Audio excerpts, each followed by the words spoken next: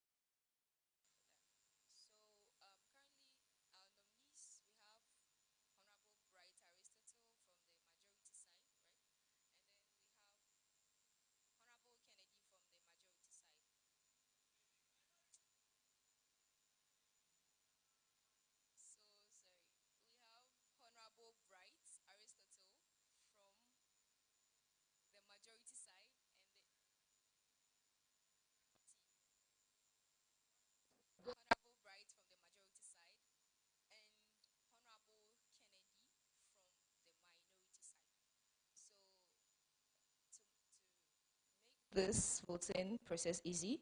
We're going to make Honorable Bright to vote, I mean on the ballot paper, Bright for B. So if you are for Bright, you just indicate B, I mean eligible B on your ballot paper. And then if you are for Kennedy, you indicate K for Kennedy, yeah. So we'll now proceed with the election.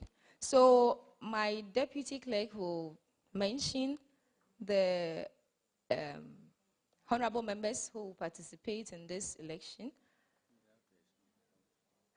Yes. So please, Honorable Bright Aristotle and Honorable Kennedy from the majority and minority, respectively, kindly excuse the House as this election is about to take place.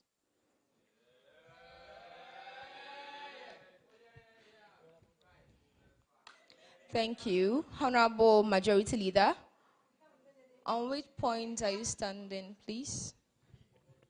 Point of information. You have the floor. Thank you, Madam Clerk. Thank you, Madam Clerk. I rose on the point of information because it is important I provide this information to the House. That maybe the clerk forgot, but after the exclusion of the 5 parliamentary service workers, the official number for honorable members participating in today's election is no more 39, but 34. Thank you. Thank you very much.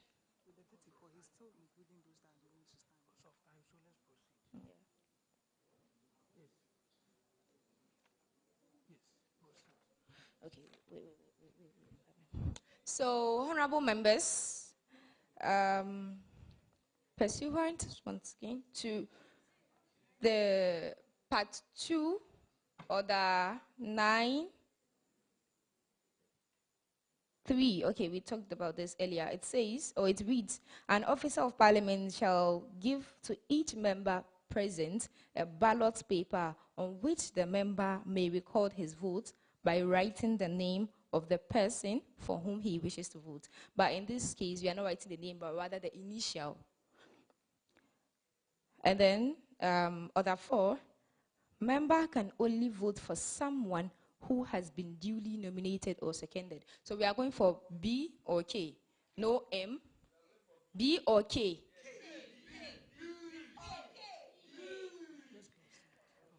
So we are not expecting to see any M or A. So it's just for those who have been, only for the honorable members who have been nominated and duly seconded. Order 5, each ballot paper shall be folded so that the name written on it cannot be seen.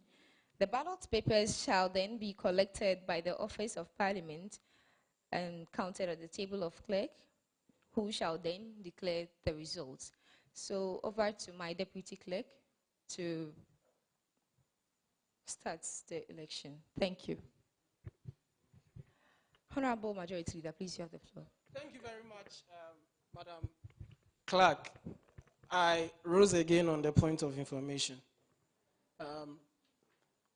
We have to understand that the nominees are also not going to participate in the election.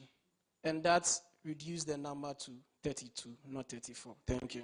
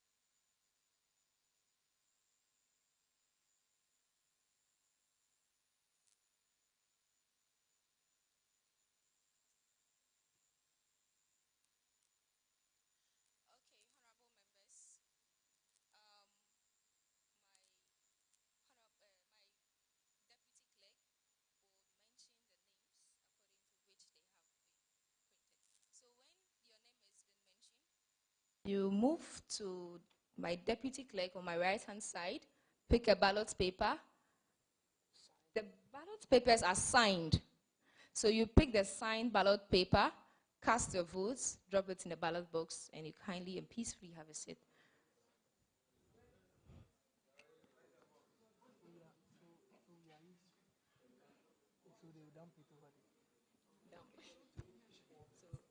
So please, the ballot box was right in front of our marshal. Thank you very much, Madam Deputy. Yeah, go ahead. Honorable Alfreda Amoa.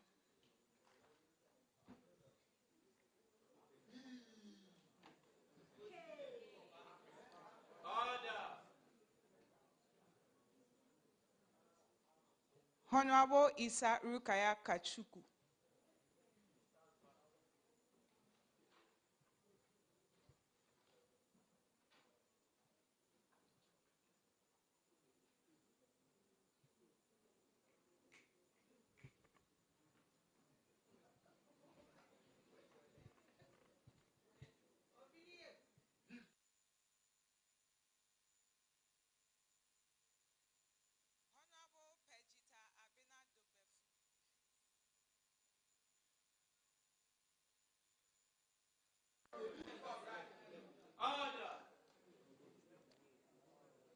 Honorable Hussein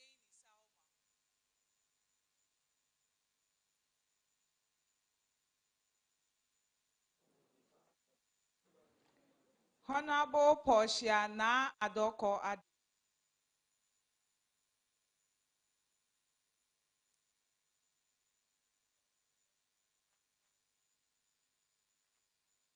Honorable Kendall Elizabeth Mante.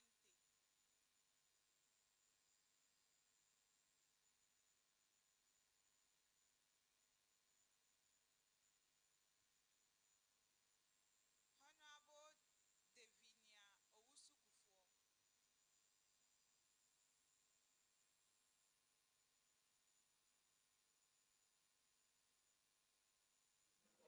Owusu-Kufuor. Honorable Priscilla Owusu.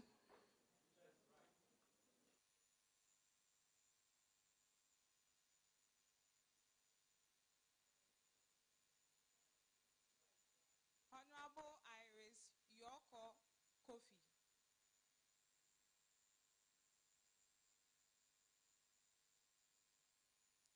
Honorable Helen Na Adole Mensah.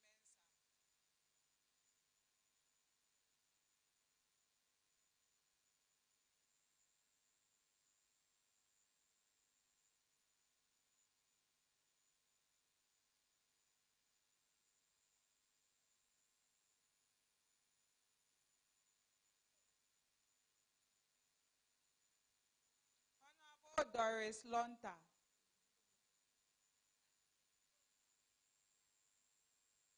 Honorable Doris Lonta.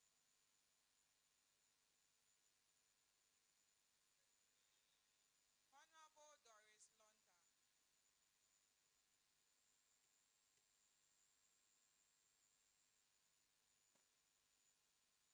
Honorable Priscilla Obenewaba.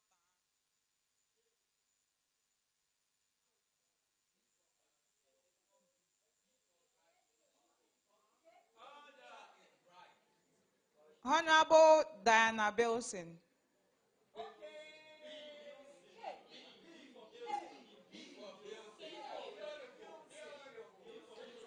Honorable Benedicta Esinam Akweso.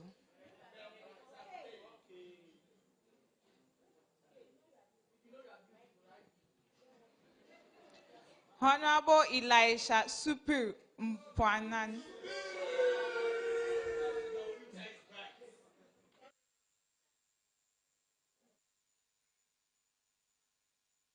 Honorable Justice Allo.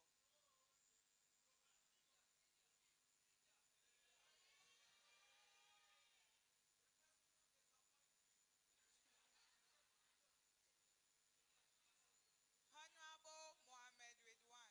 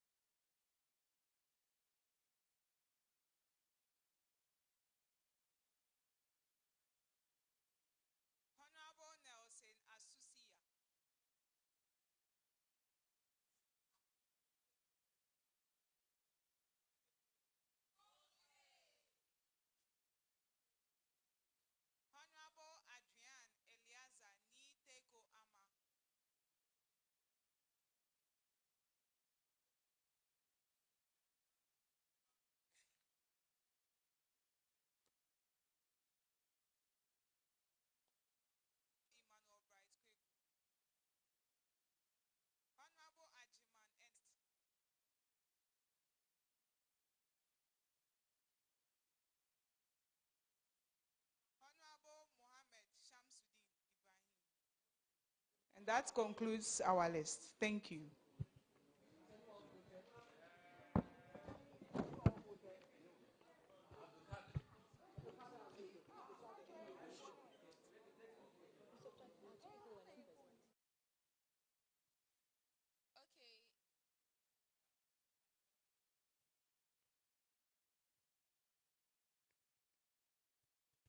Out of honorable members, out of a total of 32 members of parliament, 2 members are absent, making it a total of 30 votes presently. So,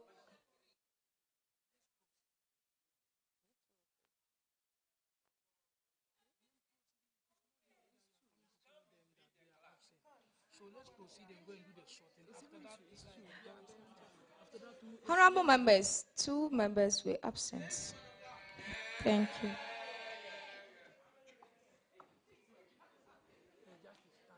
How many members were absent? There is Lonta and then Emmanuel. Madam Clerk, let's proceed. It is not here we are coming to do it. We do this after sorting out. Let me give priority leader to speak, right? We don't have time. Then we go. Titus, please, we don't have time. We don't have time.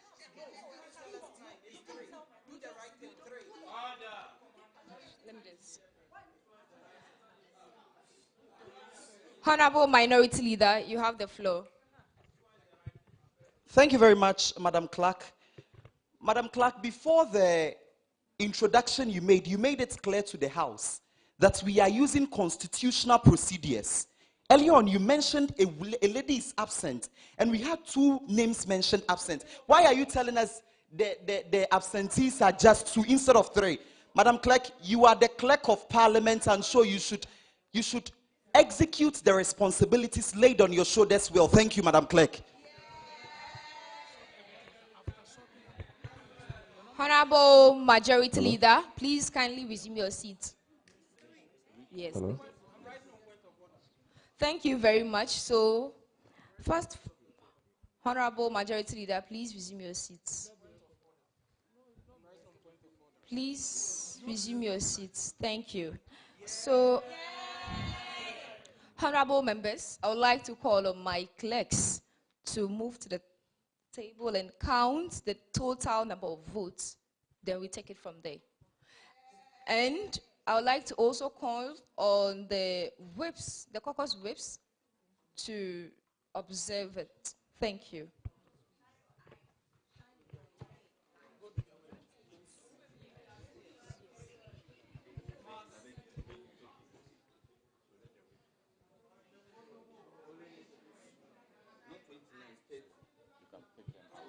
Total number of them. Have you seen? Have you seen?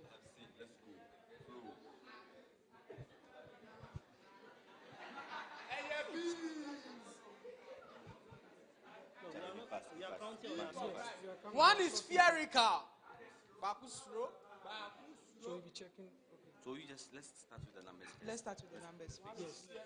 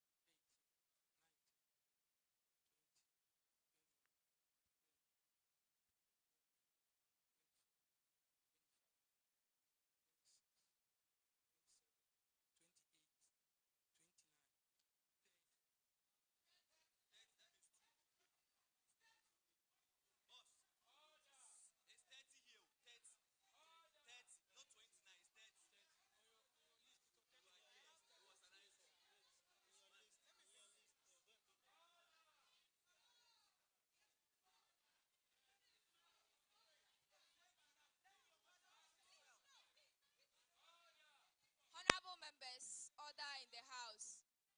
Honorable member, kindly resume your seats.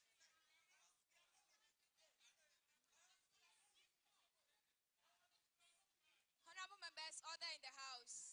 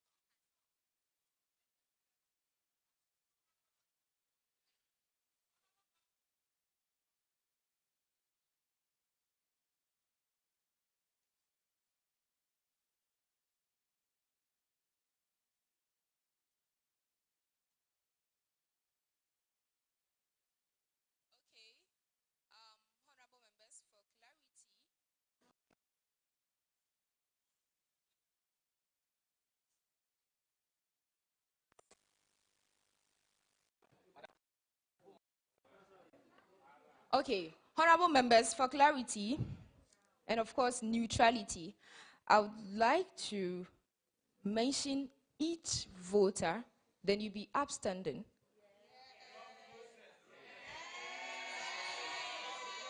So please, I would like to proceed.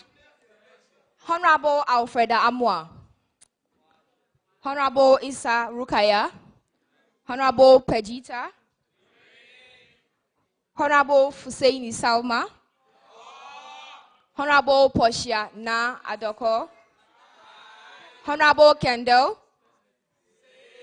Honorable Davinia Ousu Kufuor, Honorable Presla Ousu, Honorable Iris Kofi, Honorable Helen Na Adole Mensa, Honorable Doris Lanta. She is absent.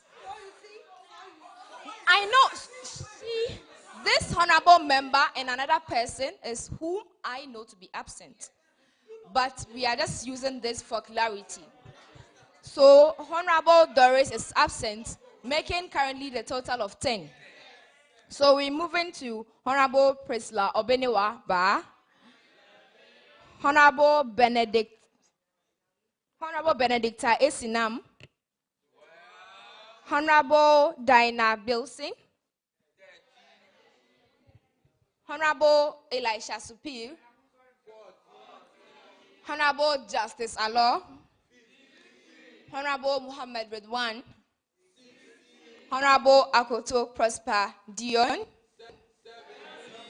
Honorable Adam Osman, Honorable Thomas Oben Danso, Honorable Daniel Kwame Nyako, Honorable Jones Viglo Amegashi, Honorable Samuel Azure, Honorable Herbert Apiatu Dankwa, Honorable Titus Owusu-Dako, Honorable Justice Amos Achu, Honorable Abdul Kadir Abdul Mu'min, Honorable Nelson Asusia. Honorable and Adrian, Ni Teko Ama Eliza. Honorable Emmanuel Bright Kweko, absent. Honorable Ajiman Ernest.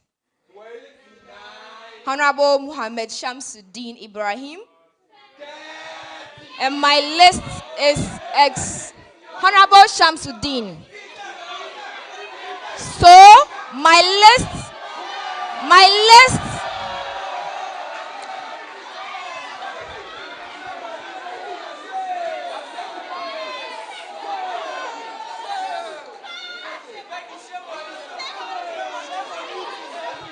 Order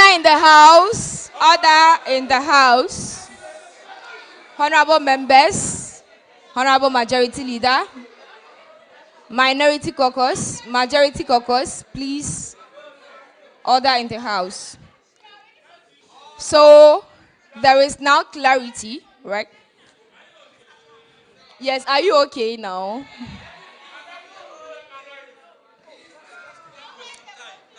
All right, so the counting process is still ongoing. 30 ballot papers in total. So they are beginning with the sorting. So, Madam Clerk, you are done with the sorting. Okay. We'll proceed with candidate Bright. Okay. So, 1, 2, 3, 4, 5, 6, 7, 8, 9, 10, 11. Honorable Bright Garnet. So, that's it for you.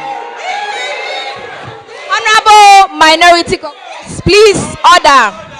Order in the house. Order in the house. Minority Caucus, please order in the house. After all, we haven't mentioned any rejected ballots yet.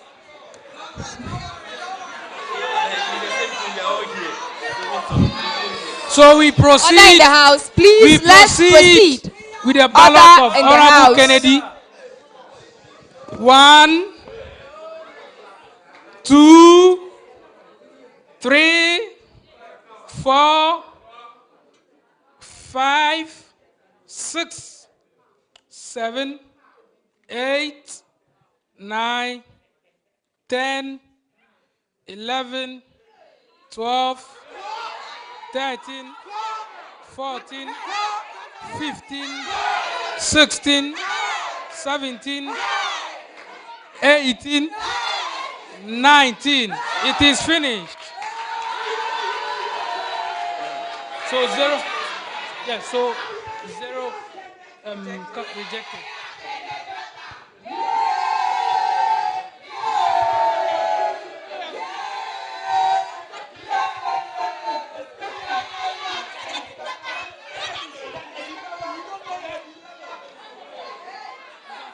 Honorable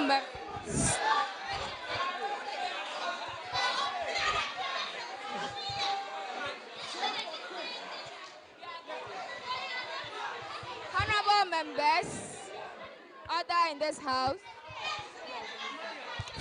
Yes. Yes.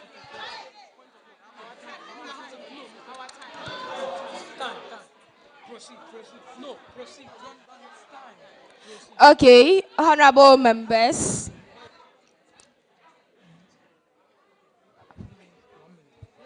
Honorable Majority Leader, please, you have the floor.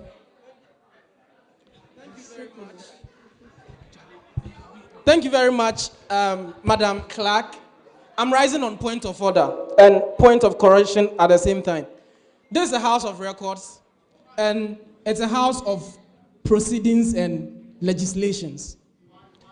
No one should create the impression that a parliamentary officer is oblivion of his or her duties. The impression of the minority caucus leader presenting the chief clerk as someone anyone who does not know her duty is something that must be eschewed. It must be eschewed completely.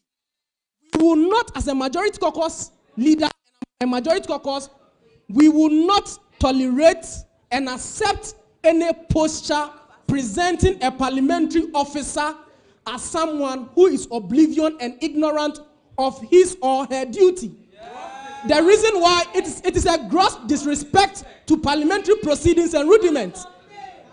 And you realize that out of all the objections that the minority caucus were raising, when we went into details, it reflected that they were actually at fault. And we, as majority caucus leader, we are demanding the minority caucus leader to render an unqualified apology to the chief clerk. Render an unqualified apology to the chief clerk. Render an unqualified apology to the chief clerk. We won't tolerate any gross disrespect to the chief clerk. Honorable Majority Leader, thank you very much. Honorable Majority Leader, please, before we proceed, I would like to call on the UHAS representatives to kindly move right now to the public gallery. You are needed there, sir. All students from UHAS should kindly move to the public gallery. Thank you. Honorable Minority Leader, you have the floor. Thank you very much. In fact, you are the indefatigable Madam Clerk. Madam Clerk, the House. Honorable Minority Leader. Honorable Minority Leader. Honorable Majority Leader. Order. Honorable Majority. Order in this house, please. Honorable Majority Leader, please, you don't have the floor. Honorable Minority Leader, can you please let us know on which point are you standing? Point of information.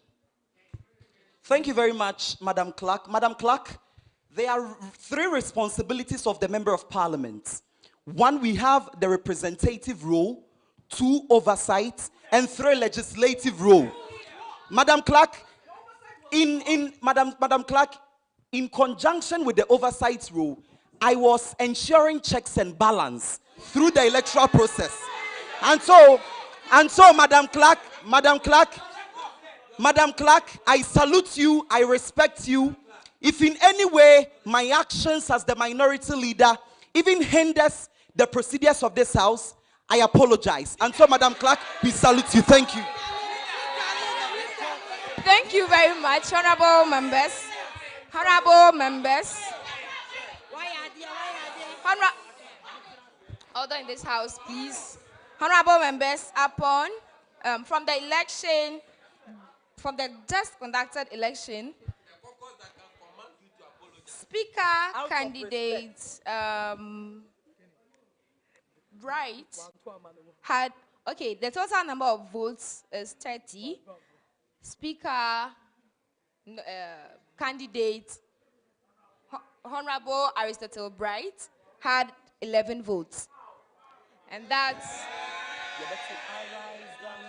And Honorable Kennedy had a total of 19 votes. I hereby order in this house. I hereby declare Honorable Kennedy of the Minority Caucus as the next Speaker of the Parliamentary Network Africa National Youth Mock Parliament. Yeah! So, I would like to call on the sponsors to escort the Speaker-elect.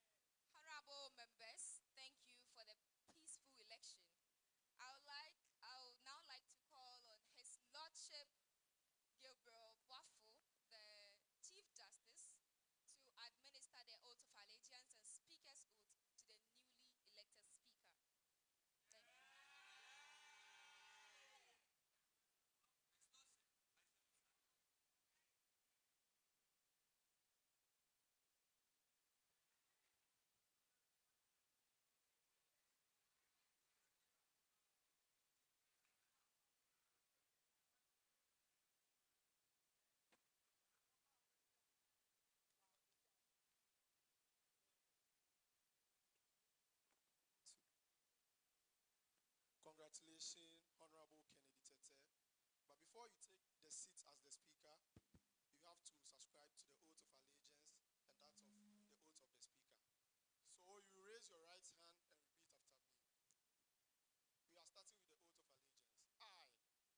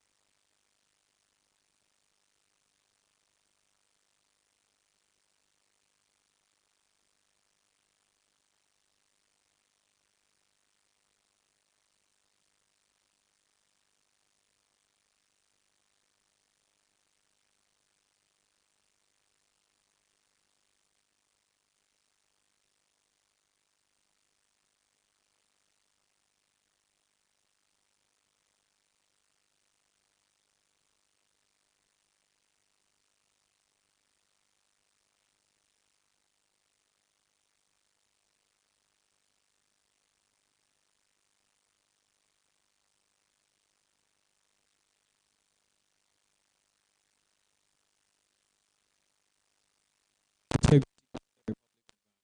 and I will faithfully and conscientiously discharge my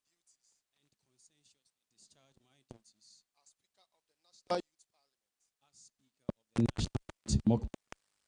I will uphold, and that I will uphold, preserve, protect, protect, and defend the Constitution of the Republic of Ghana. and defend the Constitution of the Republic of Ghana. And that I will do right to all manner of persons And that I will do right to all manner of persons in accordance in accordance with the Constitution of Ghana with the Constitution of Ghana and the laws. and the laws. So help me God. So help me God.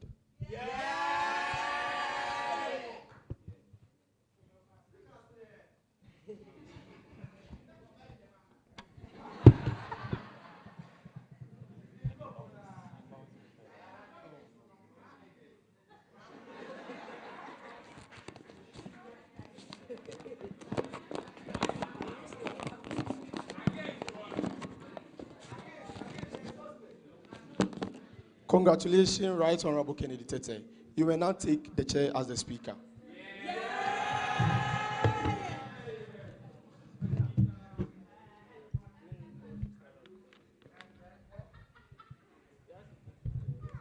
Mr. Speaker, you look so smart in your robe.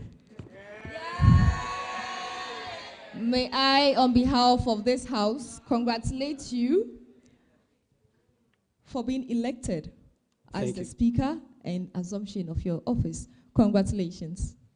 Thank you.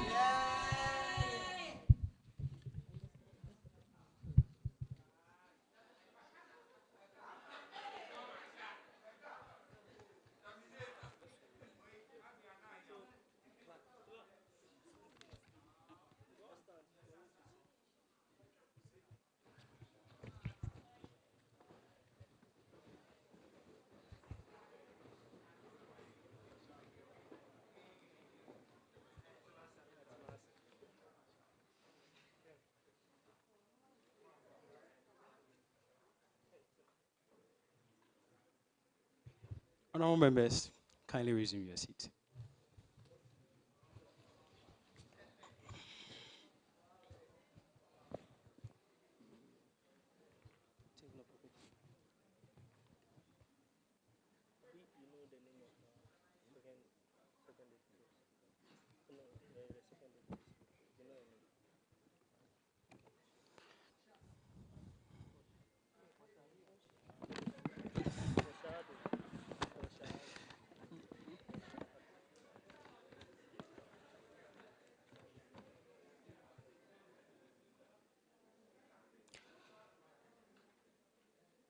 All right. Thank you. Yes, I have the order. All right. With all due respect, honorable members, this august house, all dignitaries present, I welcome you all to the second parliamentary network, National Youth Mock Parliament.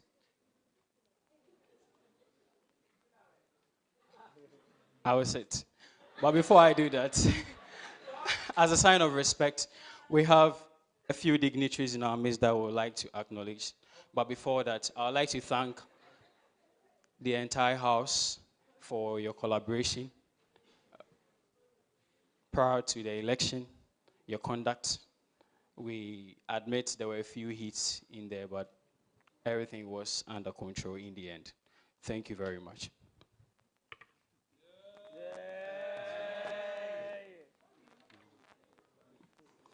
All right, so we have in our midst some dignitaries, and we would like to acknowledge them. First on the list from the British High Commission, we have Mr. Zoe Robson. And then, if he's here, can he give us a word? We also have Duke Opoku Mensah, and then Doreen Amionu, and Mr. Prosper Afun. From the French embassy also, we have Mr. or Marine Hayem, if he or she is here. Hi, thank you very much.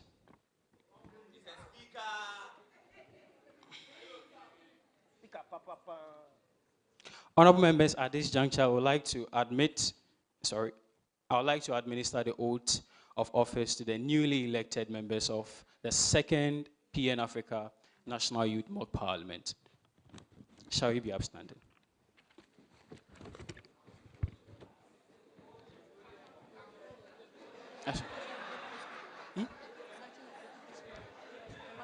Oh. Mm-hmm.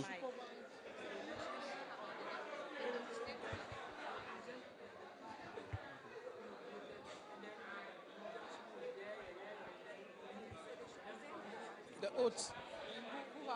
Honorable members, order in the house. Order. All right. My esteemed and honorable members, please take your seat once again. The next item on the list has to do with the election of the next deputy speakers.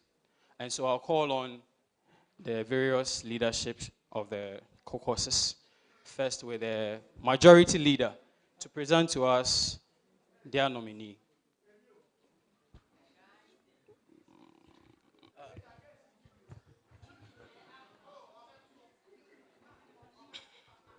Thank you very much, Mr. Speaker. I also want to seize the opportunity to congratulate you on your election as the Speaker of the second Parliament of the National Youth Mock Parliament. From the majority caucus, we are nominating the Honorable Redwan to take the position as the first deputy speaker of this noble house. Thank you. Thank you very much, my majority leader.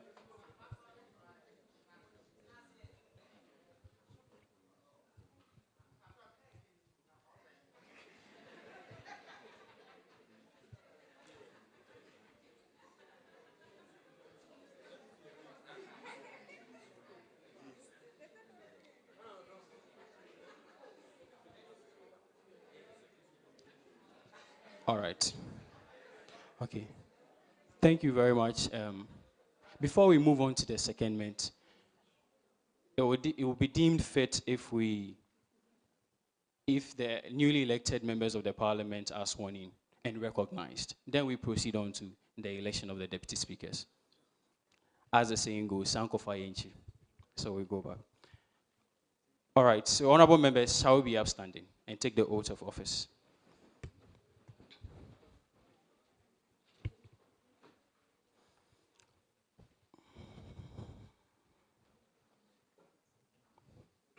So you repeat after me accordingly. I, Honorable Justice Balo, having been elected member of the National Youth Parliament, member of the National Youth Parliament, do in the name of the Almighty God swear, do in the name of the Almighty God swear, solemnly affirm solemnly affirm that that I will bear true faith I will bear true faith and allegiance and allegiance to the Republic of Ghana, to the Republic of Ghana, as by law established, as by law established, that I will uphold, that I will uphold, protect, protect, and defend the Constitution of the Republic of Ghana, and defend the Constitution of the Republic of Ghana, that I will faithfully and conscientiously discharge the duties of a member of the National Mock Parliament. Discharge the duties of a member of the National Mock Parliament. So help me God. So help me God. Honourable members, kindly take your seat.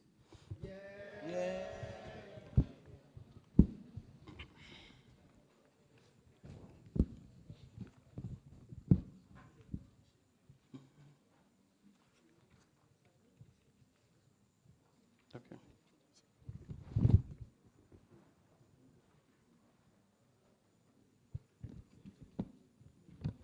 All right.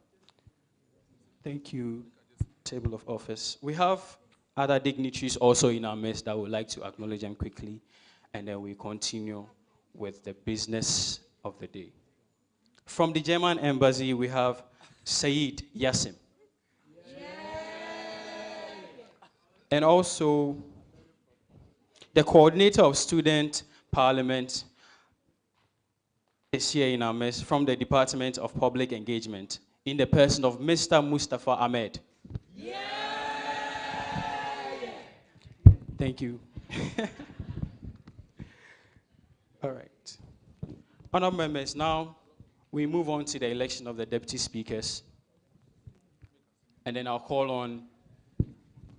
like to take it again. So I'll call on Majority Leader, quickly give us your nominee. Thank you very much, Mr. Speaker. From the Majority Caucus, we are nominating the Honorable Red One to take the position as the first Deputy Speaker of this noble house. Any seconder? Right, Honorable Speaker. Thank you very much for the opportunity. I rise to second the nomination of Honorable Mohammed Rinwan, the Member of Parliament representing the KNUST SPH, as the first Deputy Speaker of this House. Thank you. Okay. Thank you very much. So on this note, this August House duly acknowledges Honorable Mohammed, yes. Mohammed Ridwan as the first Deputy Speaker of the second PN Africa Mock Parliament, National Youth Mock Parliament.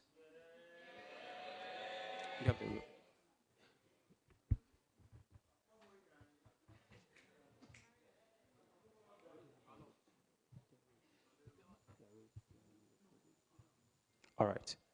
We move on to the second Deputy Speaker, and to do us the honors, we'll call on Honorable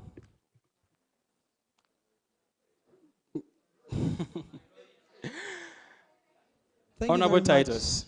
Please give us your nominee. Mr. Speaker, in fact, congratulations. We from the Minority Caucus officially congratulate you on your role as the Speaker of Parliament. Mr. Speaker, now you are the Speaker. You are male. The nominated first Deputy Speaker is a male. We from the Minority Caucus officially, we are nominating a female because of gender balance. And so, Mr. Speaker, I, Honorable Titus Ousudako, the Member of Parliament and the Minority Leader for the Minority Caucus, I endorse and nominate Honorable Portia Adu as the second Deputy Speaker of Parliament. Any honorable member to second that? Thank you very much, Mr. Speaker. Thank you very much, Mr. Speaker. And congratulations once again on your nomination as Speaker. My name is Pejita Abna Dogbefu, and today, Pejita Abna Dogbefu. Honorable member, you're on the floor and you listen to the speaker. So please continue. Mr. Speaker, I stand to second the nomination of Honorable Portia Na Ado as the second Deputy Speaker of this House. Thank you. Honorable Portia, please be upstanding. Congratulations, and we duly recognize you as such.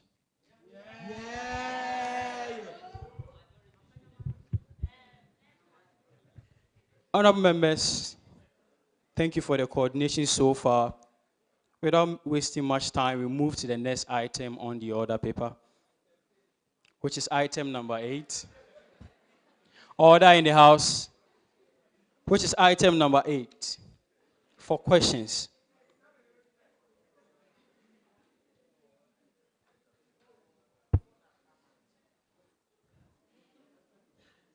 Now, we'll have a minister to answer these questions.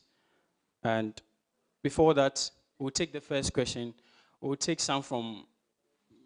the questions from each of the co-causes, 5 questions in all.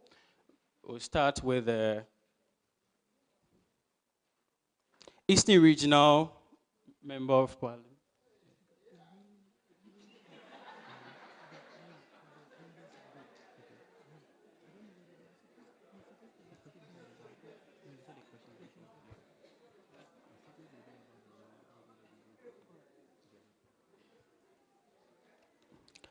All right. So Honorable Priscilla Obinewaba, Member of Parliament of the National Youth Authority, Parliament, Eastern Region, will give us her question.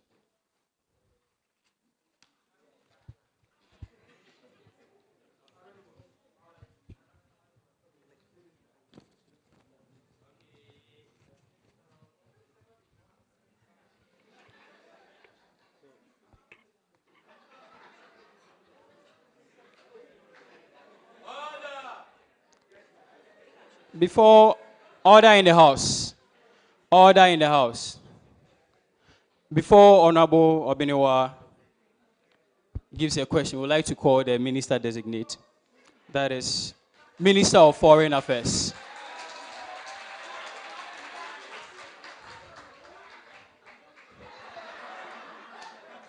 Order in the House. Please, you don't clap in my house.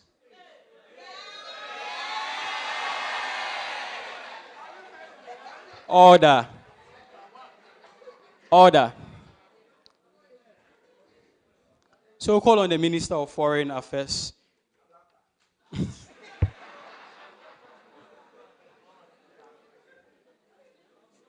So please come. Honorable Dion Prosper.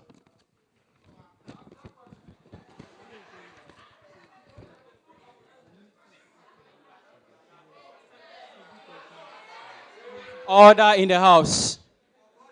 Order.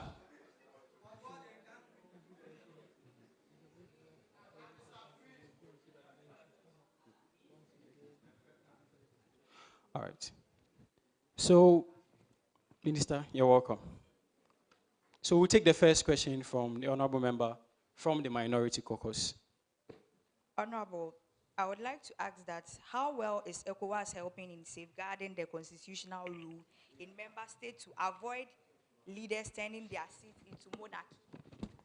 Honorable Member, kindly repeat your question again. Audibly, speak to the microphone. I would like to ask that how well is ECOWAS helping in safeguarding the constitutional rule in member states to avoid leaders turning their seats into monarchy?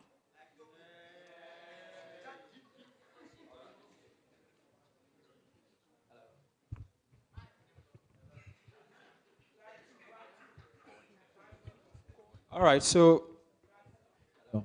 Honorable Hello. Okay. All right. Minister, please hold on. Relax. Okay, thank you very much. So now you may proceed to the answer. All right. Thank you, Mr. Speaker.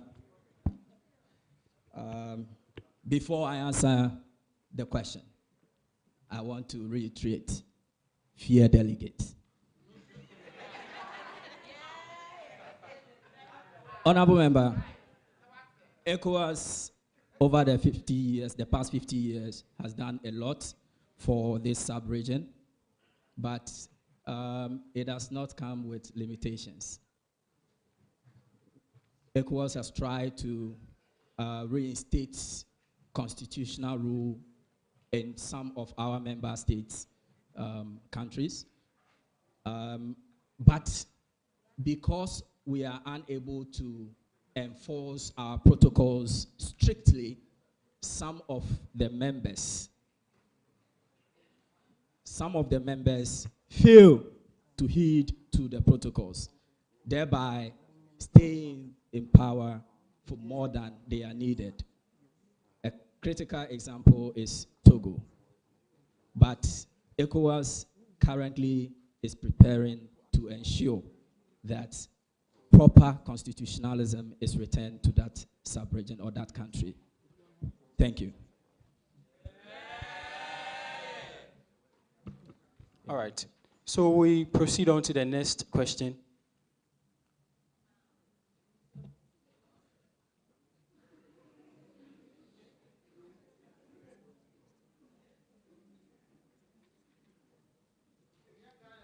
So we'll take the second question from Honorable Diana Milson, Member of Parliament, Member of the National Youth Authority Parliament, Greater Accra. Honorable Diana.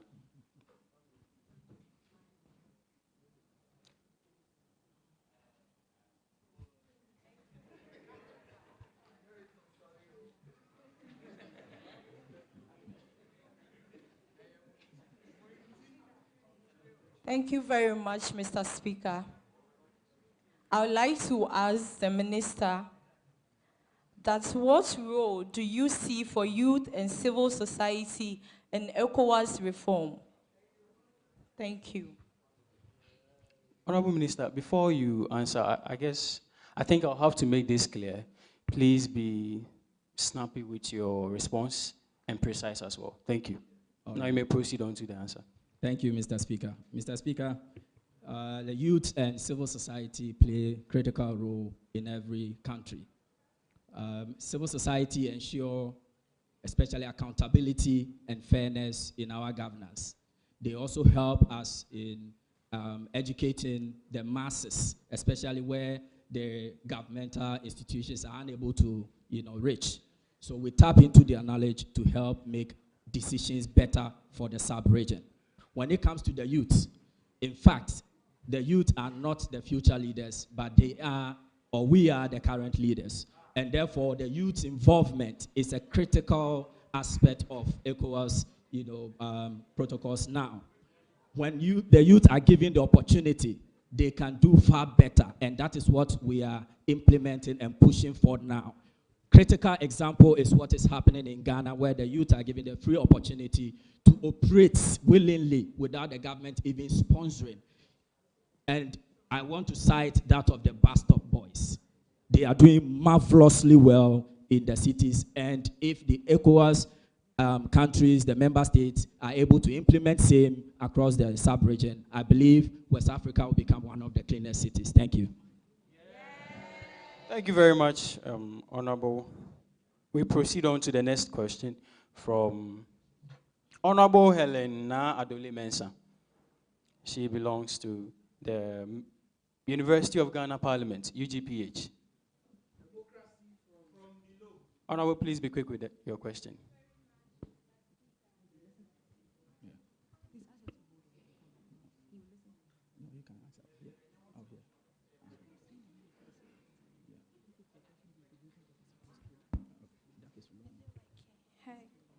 Thank you very much, Mr. Speaker. And to the able Minister of Foreign Affairs, I'd like to ask you, what are some of the major achievements of ECOWAS over the past 5 years? Okay. All right. Thank you, Mr. Speaker. Please proceed. Mr. Speaker, ECOWAS has achieved a lot of successes over the past 50 years. Amongst them is free movement of people and goods. Now we are able to move freely, within the sub-region without the need for visas. So that is one major achievement. ECOWAS has also been able to prevent conflicts among member states. This has also made it easier for us to move, stay, and work in member states. And then there's minimum level of conflicts across the member states. Then promotion of democracy and governance, good governance. In fact, most of the member states are democratic countries. So that is also another good achievement of the ECOWAS so far. We also have infrastructure and connectivity when it comes to, for example, is the West Africa gas line, gas pipeline, which ensures that we get gas from Nigeria and other places. We also supply electricity to member countries, and that helps our unity and cohesion. Thank you. Thank you very much, Honorable Minister Designate. Now we move on to the next question, and I would like to call on Honorable Adrain Eliezer Ani Amateku, Member of Parliament for the National Youth Authority, NY Greater Accra. Thank you, Mr. Order Speaker. in the House. Honorable, please wait. Okay. Thank you. Now you may proceed. All right. Thank you, Mr. Speaker. Honorable Minister, the House would like to know the challenges facing, the challenges threatening the unity and peace and progress of ECOWAS. Thank you. Thank you, Mr. Speaker. Mr. Speaker, there are numerous challenges, but amongst them has to do with economic imbalances. Some of the member states feel they are not, taken good care of. It looks like the focus is here towards some countries with larger populations as against the others. Critical example of those who complain are Togo and Benin. So that leads to some of them not actively participating. We also have another issue being political instability. And classical example is what is happening in the Sahel regions, Burkina Faso, Niger, and Mali, where they feel that they are not being protected by the ECOWAS, and therefore they have to form alliance to protect themselves militarily. And so these are some of the challenges. And one major challenge is because we are not having a common military, it makes it difficult for the member states to depend on ECOWAS for their protection and political issues or stability. So these are some of the challenges that we are facing in, the ECOWAS is facing currently. Thank you.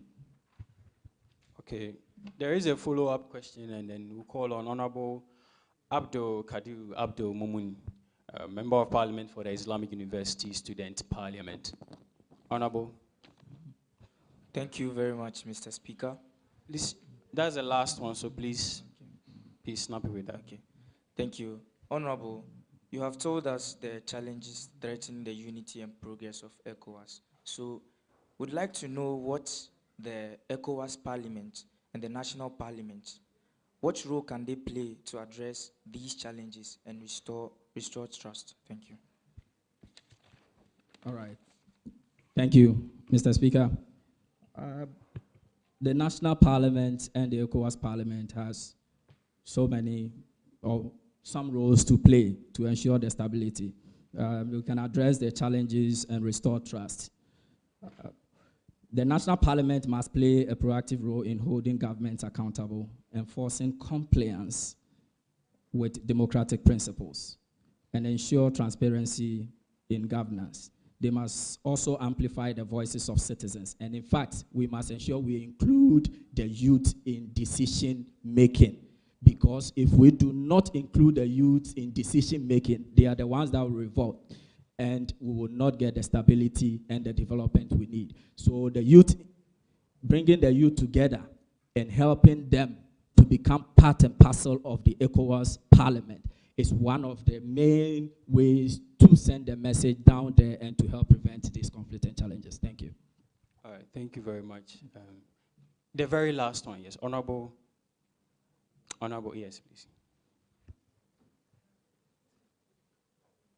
Please be quick. Thank you very much, Mr. Speaker. Mr. Speaker, since we have the Honorable Member of Parliament and also the Minister for Foreign Affairs present, I would like to ask, before coming to the chamber, I saw in news that the youth of Togo are protesting against the government. And so there is a chaotic moment currently happening in Togo now. Yet we have citizens of Ghanaian based there. And so what measures are you putting in place to protect Ghanaian citizens in Togo currently? All right. Thank you, Mr. Speaker. Mr. Speaker, we are on the grounds, and we are picking intelligence. We have people on the ground. We are studying the terrain and the situation. And as we did in the situation of Iran, should it become worse, we will evacuate our people immediately. You can trust us. So we are on the ground. We are picking intelligence. It hasn't gotten to the time of evacuation yet. Thank you. Thank you very much, Minister. Honorable Prosper Dion. You also lead this charge. You may resume your seat. Thank you. Thank you, Mr. Speaker. Honorable members.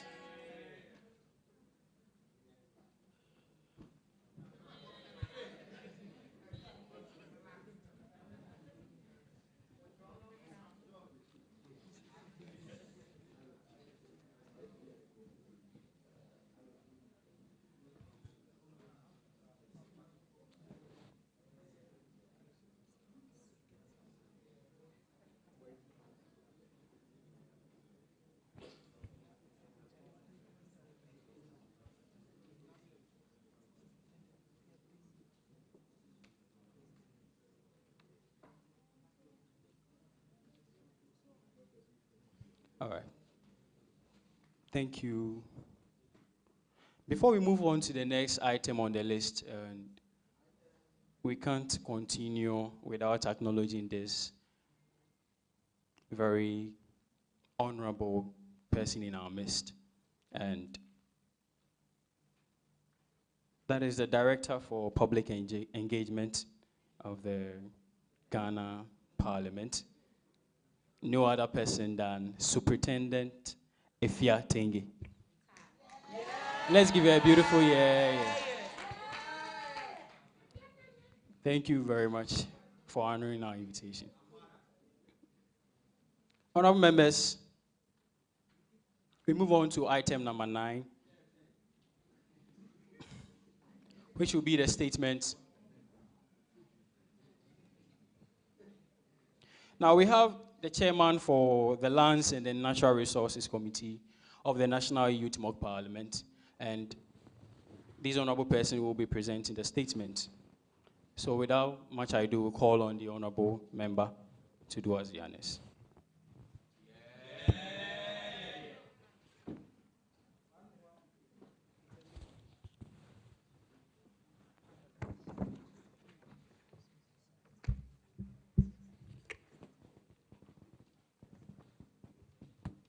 Please, before you start, I'd like to make a few corrections, and I hope she will not be offended.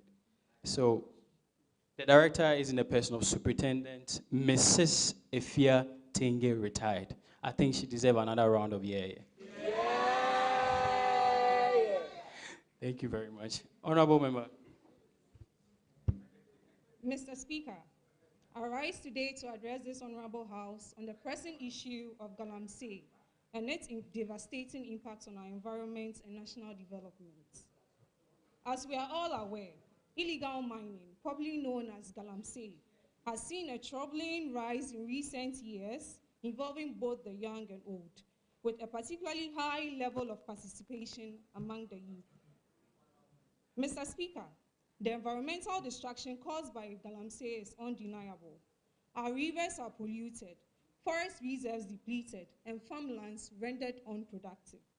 This illegal activity continues to pose a direct threat to the health and livelihoods of many Ghanaians, particularly in the rural and farming communities. Despite numerous interventions over the years, the Galamsey remains widespread.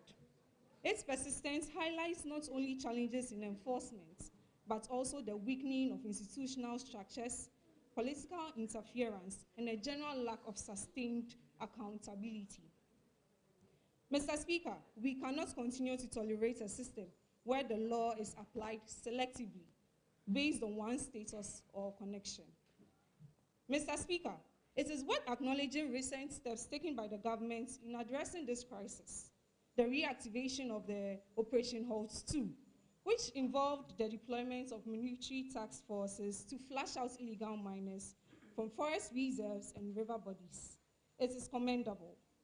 Similarly, the dredging and reclamation of polluted rivers shows some efforts towards restoring damaged ecosystems. The introduction of mercury-free gold processing technologies by the Minerals Commission also demonstrates an attempt to promote more sustainable small-scale mining practices. However, while these efforts are welcome, their long-term impact has been limited by inconsistent enforcement, political interference, and a lack of transparency in operations. We must build on these gains with stronger legal backing, bipartisan support, and unwavering political will. Mr. Speaker, one of the most critical gaps that continues to enable Galamsey is the licensing regime itself. The process for acquiring small-scale mining licenses remains plagued by loopholes and poor monitoring. Licenses are sometimes granted without adequate environmental assessment or community engagement, and in many cases, miners operate either without licenses or in violation of license conditions. A comprehensive review of this licensing framework is urgently needed to close regulatory gaps and introduce real-time, accessible monitoring tools for all stakeholders. We must therefore strengthen our legal and institutional responses. The financing of Galamsey should be treated as an act of economic sabotage. Those who sponsor, facilitate, and shield these operations, regardless of their positions or affiliations, must face the full force of the law. In addition, affected communities must be empowered to seek redress and hold authorities accountable for the environmental damage and loss of livelihoods they have suffered. Mr. Speaker, it is time for this Honorable House and all stakeholders to reaffirm our commitment to the rule of law and environmental justice. State institutions must be protected and resourced to act independently without fear or favor. No one should be above the law. Furthermore, the media must assume a more consistent and proactive role. However, we must acknowledge the structural challenges facing media houses, especially in the rural areas. Limited funding, lack of safety guarantees, and dependency on political or donor support often hinder the ability to conduct long-term investigative reporting on illegal mining. Without adequate resources, the media's watchdog role is weakened and accountability gaps widened. It is therefore imperative that support systems be established and to strengthen independent journalism, particularly in areas affected by this environmental exploitation. Mr. Speaker, the fight against Galamsey is ultimately a test of our national leadership and collective resolve. If we fail to act decisively and consistently, we risk not only the irreversible destruction of our natural environment, but also the erosion of public trust in our democracy and governance system. I therefore urge this Honorable House to intensify its oversight, support bold reforms, and strengthen enforcement mechanisms, and ensure the protection of our natural resources that sustain both our present and our future. I thank you, Mr. Speaker. All right, thank you very much, Honorable Member. You may resume your seat. Without much ado, we'll call on the various caucuses to make their meaningful contributions to the statement on board. But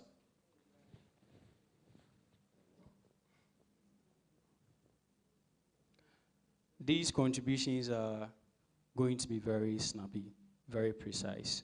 And we'll start with the majority caucus, and then we'll take the opening statement.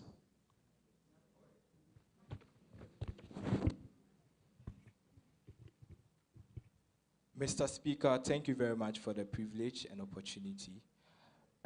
Honorable members, today I stand here very saddened in heart to talk about the Galamsey fight.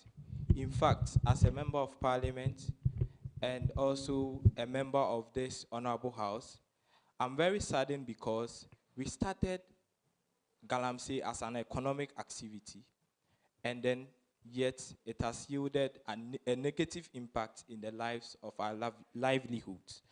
Today, as I stand here, we can imagine when you go to River Pra, River Oti, River Densu, Tano River, and many of you, you realize that the color of those rivers have changed. It is now silted, and it's now,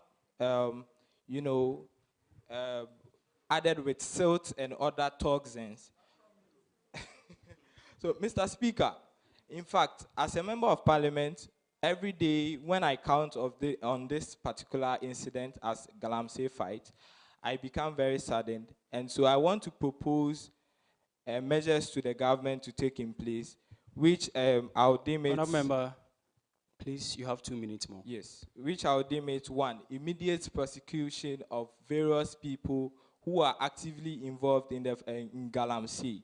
Also, a complete edit and then restructuring of institutions who are to take over this fight of Galamsey. Because we realize that people who are even handling the case of Galamsey are deeply involved. Now, how do they connect with the grassroots? People who are supposed to curb the Galamsey fight are rather sponsoring the Galamseyers to destroy our lands. Also, I want to propose that a national reclamation fund should be set. This fund should be set to help people who are affected at the places or communities where Galamsey have negative impact to be relocated to various places to get their livelihood back. Also, an investment in alternative livelihood. That is what I just mentioned. And then the last one, a non-partisan parliamentary oversight committee. Yes. And so I want us to be ambassadors of Galamsey fight. Now, if you are an honorable member here and you engage in Galamsey, I mean, you are representing the people. And so why should you engage in Galamsey? And this is a very crucial challenge. If we as parliamentarians today present here are listening to the report by our minister about the impact, the negative impacts of Galamsey on we the citizens, it means that we have a role to play. And this role that we have to play must affect the people and the citizens that we represent them on the floor of parliament. So without much ado, I want to urge everybody here to be ambassadors of Galamsey fight, and then let's leave a legacy. Because if we don't leave a legacy today, our history would name it that we were here, we saw whatever happened, and we didn't act. So I am entreating all of you to be ambassadors of Galamsey fight. Thank you very much, Mr. Speaker. Honourable Member, thank you too. All right, we'll take another one from the Minority Caucus. Yeah, thank you very much. From the Minority Caucus. Majority. Unless you want to tell me you want to come and join them. Oh, okay. I'm calling on the minority. Thank you. All right, you have the floor. Right Honorable Speaker, the House. Mr. Speaker, may you live long. I am very honored to speak on the menace of Galamsey. As we heard from the minister, premised on the statement and the report that was given to us, I do believe Ghanaians have been in a misconception for quite a long time, because we make mention of illegal mining, Galamsey. But I would like to pose a question. Which Galamseyer in this country does not have a permit to work? And how many of them do exist as people who does not have any permit to work? And the definition for illegality, so far as I know, is anything done outside the bounds of legal framework. And if anyone has a legal permit to mine, it is no more an illegal mining, but it is rather irresponsible mining. If it is rather irresponsible mining and there is an effect on the environment, then I would like to state that there is a causal effect as to irresponsible mining and environmental degradation. Member, in the report of the Honorable Member, You have 2 minutes. Thank you. In the report of the minister, we got to realize that they made mentions of some efforts that has been put by the Environmental Protection Agency and even by the Minerals Commission. But we are all aware when it comes to factors of reclamation, it is already stated in the Minerals Commission's Act and also the Environmental Protection Agency's Act to guide these miners in their bid for their particular investment and contracts that they have. So one thing I would also like to portray here is that, is it indeed that the local government has failed to participate in the fight for galamsey or irresponsible mining? It is simply because, one, the local government, through their various bidding, give the grounds to these illegal miners to have the routes to come in and mine. And because of that, the citizens who are affected, they have no authority, Mr. Speaker. They have no opportunity to even channel their concerns. Therefore, I propose to the House that there should be a centralized system whereby this particular centralized system will be solely responsible to liaise between the locals and the community stakeholders to report on issues of illegal mining, because the people are affected. Simply they will report to the local government, but there will be no responses as to the issues. So if there is a centralized government which will be able to operate specifically on tracking illegal and irresponsible mining activities, then it will rather be of help for this menace to be reduced. Finally, I would like to Honorable Member. Thank you. I'm wrapping up, Mr. Speaker. I would like to end by saying that... Let me give you 30 seconds more.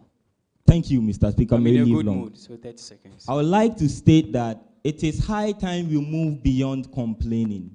Let us all be dedicated and committed through various advocacy platforms, through every possible means that we'll be able to have, to be able to stand up against this menace. Because I don't think in the future you will see a very beautiful lady with beautiful brains and have a deformed hand simply because of the rippling effect of illegal mining some years way back. Thank you.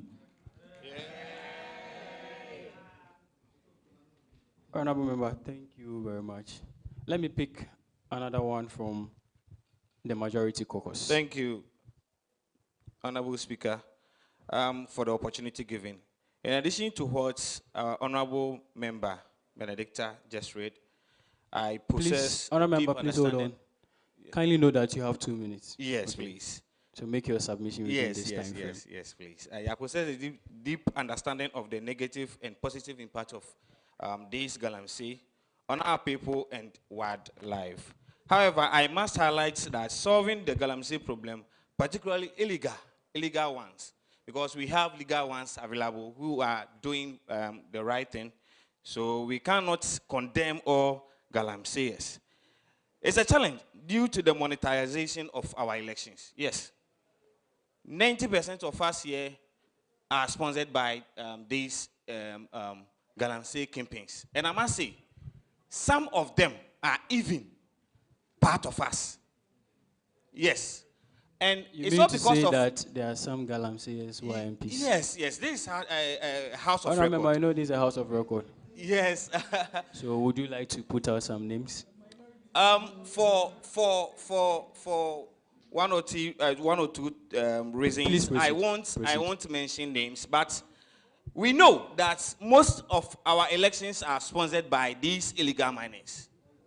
Because they are having money and they want to protect their business, they will definitely sponsor us. So we must set up a sensitization system, make sure that we clear off all these monetization of our elections. Because if we cannot do that, I don't think we will be able to clear off this illegal mining that is going on. And again, the 1992 Constitution, and I will read from Article 257, Clause 7, which states that all minerals in their natural states belongs to the state and are vested in the president on behalf of and interest for the people of Ghana. And in fact, standing on this, I think my background as assembly member. How on earth, and I ask, how on earth can Mineral Commission sign licenses without the knowledge of the people representatives? Sometimes even the MPs, some of us, we are not aware of these licenses. You will be there and you have a call from your constituents telling you that there is an illegal mining going on in our rivers. It's something we must stand up and try as much as possible to remove these things from our Mineral Commission's standings and how they do their things, precisely how they give us the license. Thank you very much. Please make a point. Okay. Thank you very much. And I'll move on to the final contributions, if there are any, from both houses. All right, honorable member. Minority one. Honorable member, please proceed. Thank you very much, Right Honorable Speaker. Traveling all the way from Fantiakwa South constituency, I'll be doing my people a great disservice if I don't add my voice to the call of curbing the devastating menace of Galamsey and the rippling effect it is having on the lives of people. A lot has been said by the minister, and a lot has been said by my honorable colleagues who have added their voice to the call. Just a quick add-up. Mr. Speaker, I will join the school of thought who says that we should declare a state of emergency. Yes, I am in support of that call, because if you look at the impact of this illegal mining on the lives of... Honorable member, 1 minute. Thank you very much. On the life of even the indigents, then unborn children, even unborn children. I mean, why should unborn children be made to suffer for activities of people who probably because they want money to finance political or whatever? It is very much unfair. So we should declare a state of emergency. Our rivers has been destroyed. Our forest reserves has been destroyed. Our natural resources have been destroyed. Wildlife is exposed to great threat and danger, and we cannot afford as a country to allow some of these things to be happening. Finally, one of the difficulties in addressing the challenge of Galamsey is that even the indigents themselves are greatly involved in the process.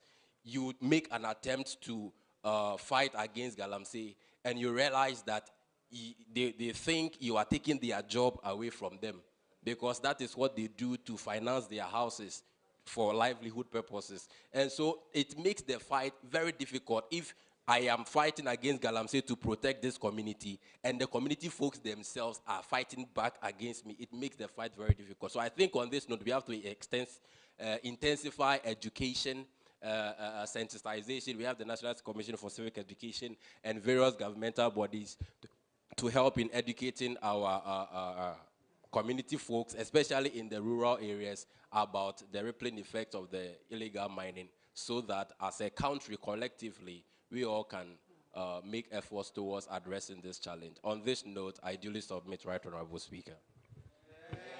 Thank you very much. Thank you very much, Honorable Member from Fantiakwa South. All right.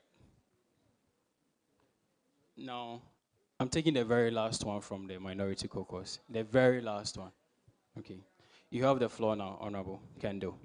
All right, thank you, Mr. Speaker and the August House. I just want to add up to what my honorable members have said earlier.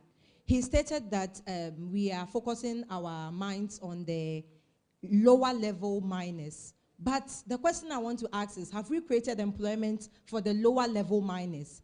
If you want to attack the lower level miners, what other options are you giving to them? These people are fighting back because there is no food on the table. They have families to feed. So if we are here today and we are tackling Galamsey, then the first initiative or the first thing I want to tell the caucus or the committee that handles this is that one solution is to create jobs.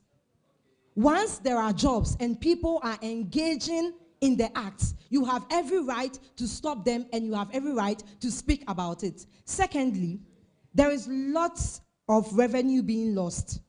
GRA estimated that over $500 million is potentially lost due to Galamsey. It means that these financiers or Galamseyers are rather duping us. They are not giving us what is due us. I feel if there is checks and balances, Nobody knows how much they mine. They come back and give underreported figures, and that is what we are taxing them on. Therefore, I believe that there should be checks and balances so that we would be able to keep a lot of money within. Now, the Ghana Chamber of Mines, Remember, which is... I gave you a very limited time. Don't worry, I'm wrapping up. The Ghana Chamber of Mines... I'm worried about my time. I'm wrapping up the interruption. All right. So the Ghana please, Chamber of Mines 30 also seconds. reported 2 billion of revenues being lost every single year. I want us to take a critical look at that. So please, Madam Committee Chairperson, kindly look at it for us. Thank you. Thank you very much, Honorable Member.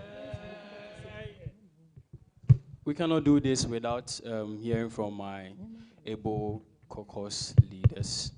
And I would like to hear from the majority leader, Honorable Justice Alo.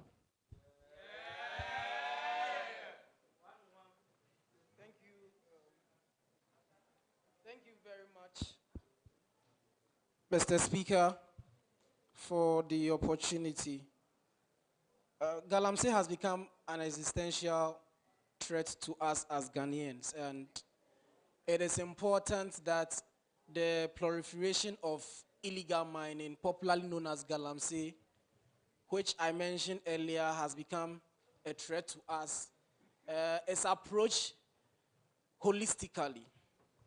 First off, data available to the Honorable Minister of Finance, the Honorable Emmanuel Amakofibua, on May 10th, 2025, he reported that 44 out of 282 of our forest reserves have been taken over by galamseyers. He also intimated that about 5,240 hectares of our forest have also been taken over by galamseyers. This is telling us that the issue of galamsey is not an issue which is just excluded to people living in Samaboy, people living in Bibiani, people living in Ninehini and the rest. It is an issue that has a trickling down effect, because the water that you and I take in, the Fufu Association seated here, the cassava that the Fufu comes from, the galamsey is having impact on it because of the mineral, because of the harmful chemicals that are being used in the practice of galamsey, like cyanide and mercury. Honorable Majority Leader, 2 minutes. It is also very important that, Mr. Speaker, as we stand here, like I mentioned, the approach to dealing with galamsey shouldn't be knee-jerk approaches. We must take concrete measures in dealing with the galamsey menace. We have periodic elections, and political parties, when they are in opposition, they have the political will to deal with galamsey. And immediately we elect them, that political will vanishes. It is time we talk to and then we call our politicians and our leaders that the galamsey fight shouldn't be a frefrekobo issue. It should be one that must be dealt with all manner of urgency. During the election period, we heard people saying that there should be state of emergency declared on galamsey illegal mining. 1 minute. Mr. Speaker, as youths of Ghana, we want to call on the President, His Excellency John Dramani Mahama, that it is high time a state of emergency is declared on galamsey in this country. Mr. Speaker, before I conclude, with your respect and with your approval, I would want to also mention that in 2022, there was a gross national environmental injustice that was done to this country. And why am I saying that? The LI 2462 was passed to allow miners to mine in our forest reserve. This is an environmental injustice. It is an environmental injustice. We are calling on our politicians, we are calling on Parliament of Ghana, and we are calling on His Excellency that the LI does not need amendment, it needs to be repealed. We don't need a knee-jerk approach in dealing with Galamsey. The LI must be repealed. In conclusion, please conclude for me. In conclusion, Mr. Speaker, as we stand here, we have foreigners engaging in Galamsey. There are clear evidences. Erastus Asaredonko of Multimedia has reported Chinese people engaging in Galamsey. And just about 2 weeks ago, the Chinese ambassador to Ghana was clearly telling us that we cannot deal with the situation. That is a clear insult to us, and we must take that issue up and show the world that we can deal with our issue. Kofi Annan, the best UN Secretary General that the UN has ever had, in my opinion, said that we have the capacity to deal with our problems if only we can find the political will. The political will must be found by the NDC and the NPP. The political will must be found by the Parliament of Ghana in dealing with the menace of Galamsey in this country. Thank you very much. All right, we'll take the minority leader's submission as well. Thank you very much, Mr. Speaker. I trust you. I believe you can make that quick for us. Thank you, Mr. Speaker. Mr. Speaker, without prejudice to Chapter 6 of the 1992 Constitution, that is the directive principles of the state policy, Clause 5, it says the government should actively promote the integration of the people of Ghana, prohibit discrimination and prejudice on the grounds of place of origin, circumstances of birth, ethnic origin, gender or religion. Mr. Speaker, I'm emphasizing on the ethnicity involved. If the government is willing to serve the country, he should allow regulatory bodies like the Environmental Protection Agency, the Minerals Commission, to prosecute illegal miners. Mr. Speaker, they are not allowed to work. We see seized excavators, yet these excavators that have been seized would move. We don't know the way they pass through to go back to the site.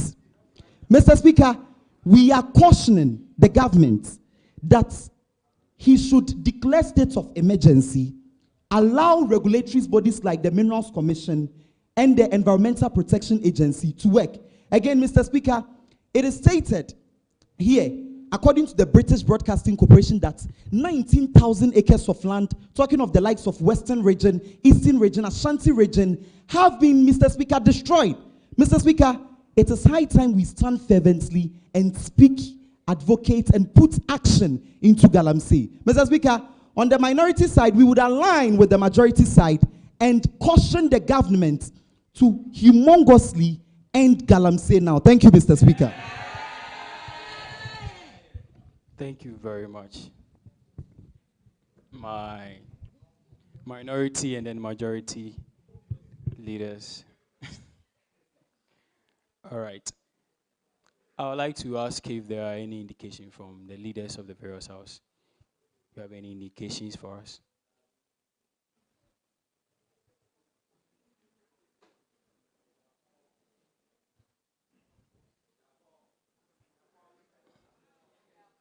So, Honorable Majority Leader. Thank you very much, Mr. Speaker. Mr. Speaker, as the Member of Parliament representing the Ghana Institute of Journalism, now UNIMAC, and the minority leader of the Minority Caucus, I believe that since we've exhausted all submissions and businesses in the order paper, we should adjourn this sitting. Thank you, Mr. Speaker. Majority.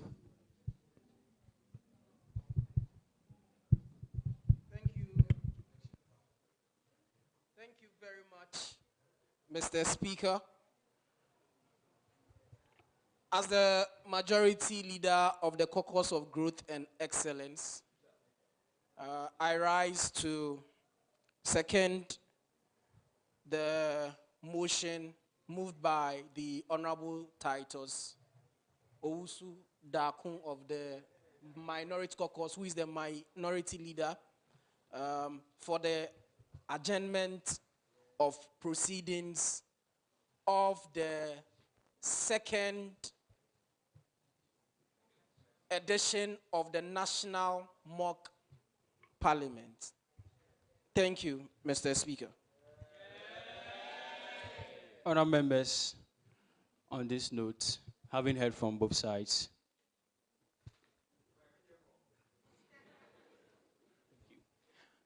we adjourn this August House. Sine die.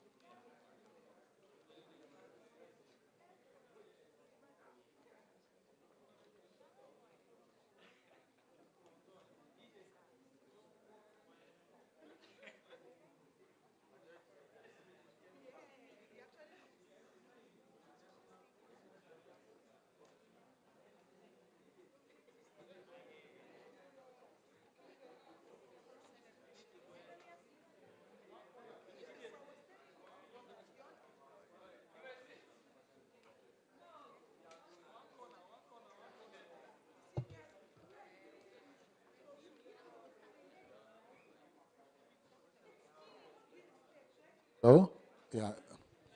Okay, so we've come to the end of the sitting, and we want to show great appreciation to members of the Second National Youth Mock Parliament. At this moment, I'm going to invite the Director of Public Affairs. Yes, sorry, the Public Engagement, Director of Public Engagement. We have a very short ceremony to do, and this is quite a surprise.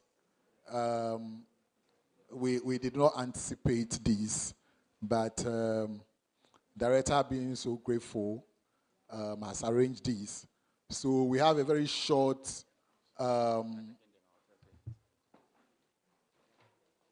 award session. All participants to the Second National Mock Parliament are going to receive medals from the Parliament of Ghana. And to do that, we have the Director for Public Engagement. We also have the Director for Media Relations, and also the rep from NIB. So, Madam, please.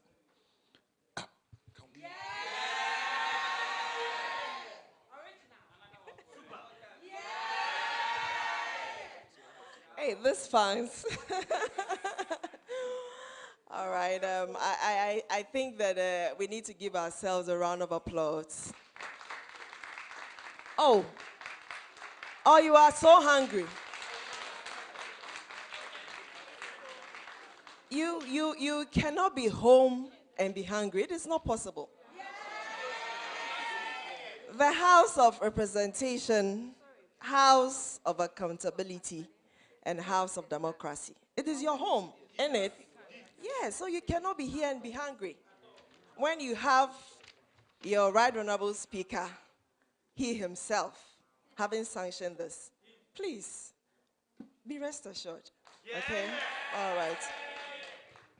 Let me, on behalf of the Right Honorable Speaker, once again, the Clerk to Parliament, and also leadership, every one of us, thanking you very much for joining us for this commemoration of International Day of Parliamentarianism.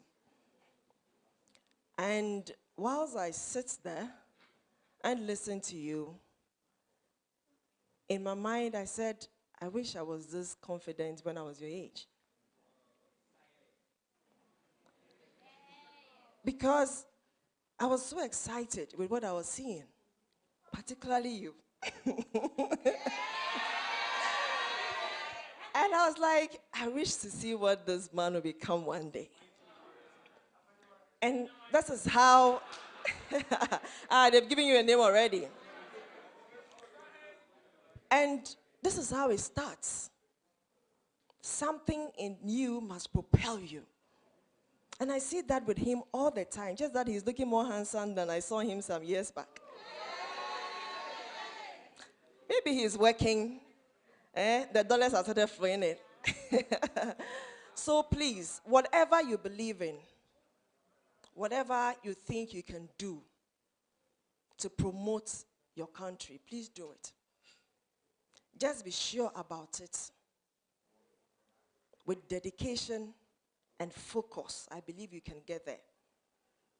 I was telling my son yesterday that I don't want to be a citizen of any country. I love my country so much. And it is Ghana in no way. If God wanted to put me anywhere in the world, he would have. But he decided to place me here because he knows that I have something that Ghana needs. And in each one of you, I see that. So just believe in yourself.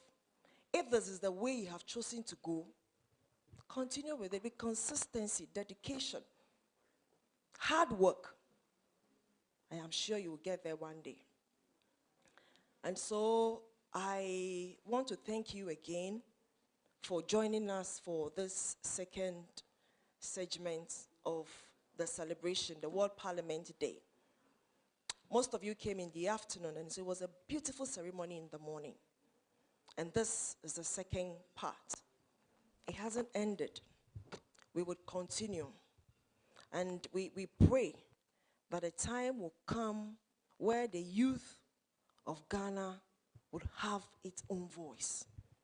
To the extent that when we say that this is what we want, that is what the leaders would eventually push across.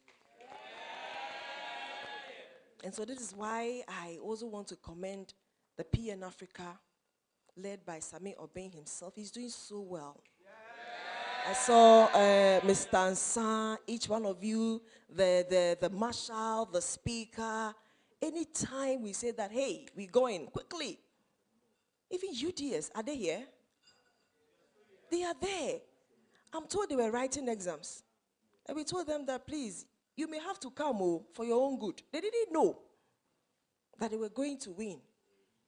And so they came all the way. They got here this night. I heard you were even beaten by rain or whatever. So let it be part of your story and your journey one day. Keep them down. And someday, when you stand there to talk, you know how you have come and where you have come from and where you intend to go. So let's continue. Okay, I wouldn't want to say much. But before we award you with the medals, these beautiful medals you are seeing, yes, it's from Parliament of Ghana. But again, there's going to be a cash prize for those of you who emerged as participants and again winners of the 2025 Commonwealth Day celebration. That was in March, 11th March 2025, this year.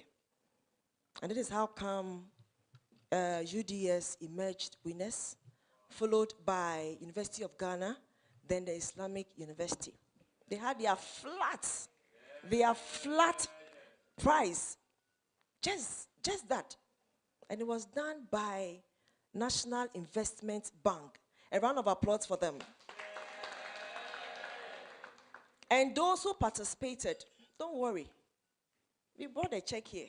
We're also going to award you. We wouldn't say that because you did not emerge among the first three, we're not going to award you. And so we're going to award. But before then, I would want to invite Madam Judith Anon.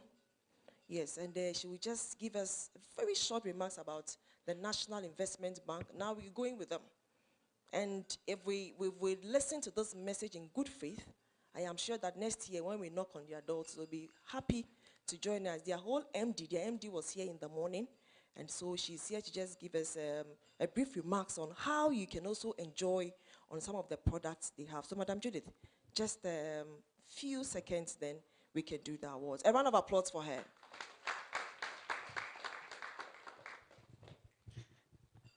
Thank you so much.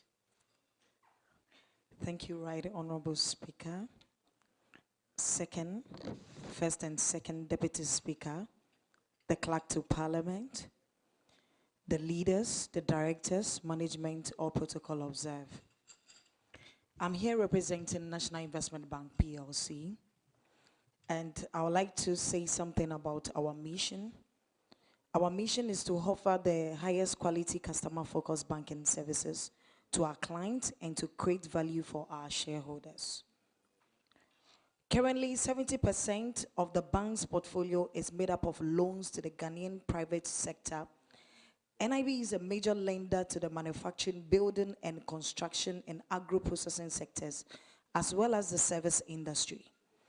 NIB PLC now operates as a universal bank focusing on development commercial banking activities. The bank has undergone management, institutional, and financial restructuring, which has strengthened the organization. It now has 48 branches and 3 agencies nationwide. NIB PLC previously participated in foreign lines of credit, which were administered by the Bank of Ghana to meet team loan and working capital needs of the bank customers. Now to our youth parliamentarians, we have products that the youth and the students will be very interested in. And one of our products that we have is the student savings product. With the student savings product, we want you to save the little money that you have on you for you to earn interest. I know that some of us have a bank account. Some of us we do not have a bank account. But as we are coming, we are being educated to learn how to save. So with NIB, we offer you the student savings account. When you are ready to come and save, it doesn't matter whether you don't have a job. We have it for those that are working and those that are not working too. So if you're a student and you want to open an account with us, you need an introductory letter from your school. So your school will have to introduce you that you're a student of the school, you're a member of the school, you're on this level, you are doing this, you are doing that. Then we open the account for you.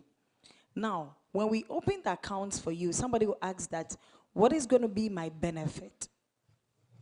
We offer you 2.5% on your funds that you have in your account. So when you come and you open the account, and let's say you manage to put in 100 cedis, and you get to the level of 1,000 Ghana cedis, the bank will now give you 2.5% annually on your funds. The bank also has some investment packages that you can take. So we have fixed deposit, we have treasury bill. And I know most of us have heard about treasury bill, and most of us too have heard about fixed deposit. Okay, so treasury bill is when you have your funds, and then you tell the bank that, okay, these funds that I have in my account, I want you to turn these funds around for me to get some interest on it. There are times maybe your parents can give you your school fees ahead of time. If your parents give you your school fees ahead of time, as a student, you don't keep that money. It's just like the story in the Bible. When they give you 5 talents and you decide to keep that 5 talents, the way you are seeing it, it will be the same. And that's the time value of money. So when they give you the money and you decide that, okay, this money that has been given to me, let me invest this money into T-bill, you're going to get some interest on it, of which if school reopens, you can even use that to pay for your textbooks And you can use that to also support maybe your TNT, something that your parents are doing for you. You can also use that to support yourself. Now, if you want to open the savings account, all that we need is that we have a form. You fill the form. After filling the form, we ask you to bring your proof of address. That is a utility bill. So the utility bill is like the prepaid receipt. When you buy prepaid, the receipt. Those of you who don't do the old prepaid, you use your phone to buy it. They give you the receipt. You can download it. When you bring it to us, we can print it ourselves and we will attach it. So we need the proof of address. We need your GPS address location. The GPS address and the utility bill must match. So you cannot bring me a GPS address of Teshinungwa and then bring me a utility bill of Legon. It doesn't match. So you have to blend it and give me something that matches your location. Then after that, we need your Ghana card. Per the Bank of Ghana regulation, now the acceptable ID card that we are using in Ghana now is the Ghana card. So with the Ghana card, when you come with the Ghana card, we verify the Ghana card for you. We print it out, and then we onboard you. Now, when we onboard you, we have some product. We give you a checkbook. We give you EMV card. And the EMV card is 35 cedis. The monthly maintenance on the EMV card is 7 cedis. Aside that one, we also have some e-bundle product that we give you. SMS alert, internet banking. And with NIB, when you have your card, anytime you use your card on our NIB machine, we don't charge you. It doesn't come with any charge. You can withdraw money as many times as you want. The bank will not charge you. But when you use the card outside NIB, let's say you see EcoBank, you decide to use the card, that one EcoBank will charge you. But with NIB, we don't charge you. Now, I'm coming to the investment that I was talking to you about. Some of the investment interest rates. Now, our T-bill interest rate is 13.7. If you want to do 3 months investment, it's 13.7. So they calculate it, it is annually. So when you bring it, let's say you have 1,000 cedis, but the minimum balance for you to open is just 100 cedis. You can also do 50 cedis, but the 50 cedis will be your minimum balance on the account. So when you put 50 cedis in it, we cannot request a withdrawal book for you. We cannot request ATM card for you because that's the minimum threshold. But we, the bank, are not taking that minimum threshold. If today you decide that you want to close your account, we will give you back that 50 cedis. We don't take that money. No. It's just a minimum threshold so that your account will not go dormant. And we don't open zero account per BOG regulations. But that doesn't mean that the bank is taking that 50 cedis. No. The very day you decide to end your relationship, we give you back every peso that is in your account. So we are just educating you so that as you are coming up, as our youth, that Mr. Speaker says that we should fight corruption, we should help stand for democracy. In as much NIB2 is encouraging you to have a personal saving for yourself. So as you are coming up, you can even start with every day 10 cedis. It can be like a daily suso. It doesn't matter even if you are walking into the banking hall just to deposit 5 cedis. Every money counts when you come to banking.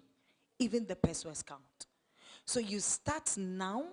You give yourself projection that by the time I complete school in the next 4 years, I have decided that at the end of every month, I'll put 100 cedis in my account.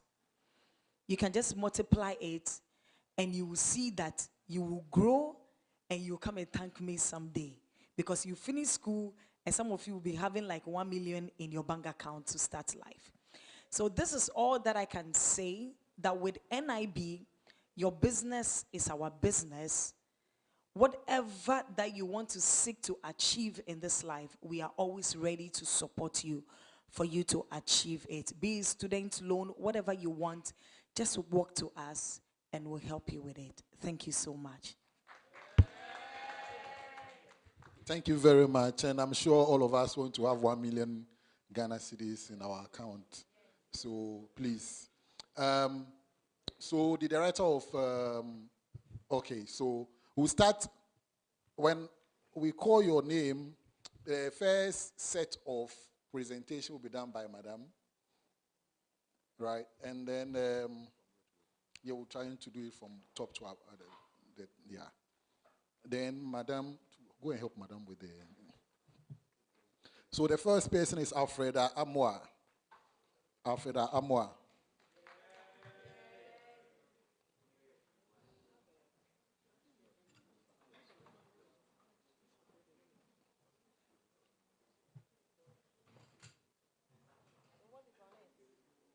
So what is on it is the Parliament of Ghana, the logo of the Parliament of Ghana, and at the back is written World Parliament Day Mock Sitting 2025.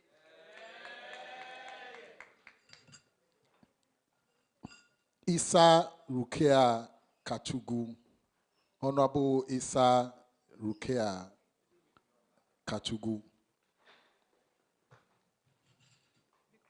Honorable Pegita Abena Dogbefu. Honorable Pegita Abena Dogbefu.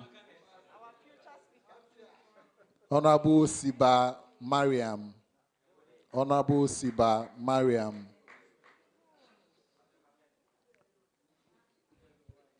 Honorable Santia Hikmatu Isahaku. Honorable Santia.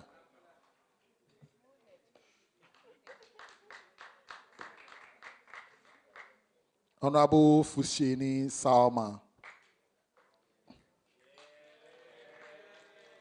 Honorable Portiana Adoko Ado. Adoko Ado. Na Adoko Ado.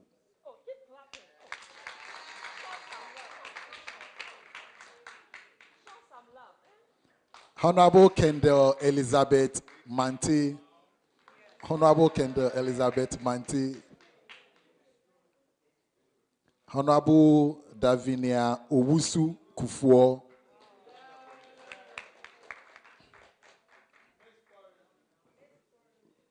Honorable Princilla Owusu. Honorable Princilla Owusu. Honorable Iris Yoko Kofi.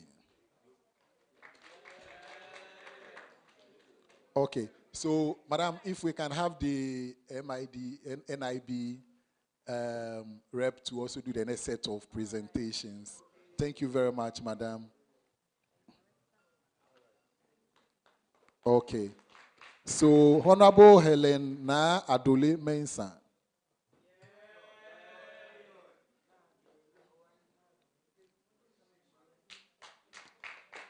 Honorable Priscilla Obenewa Ban. Honorable Priscilla Obenewa Ban.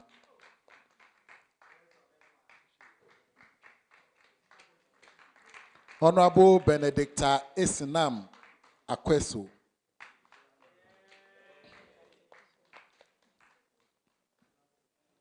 Honorable Diana Bilson.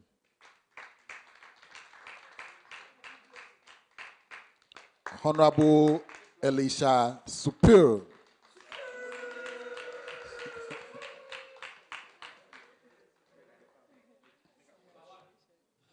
Honorable Justice Alo.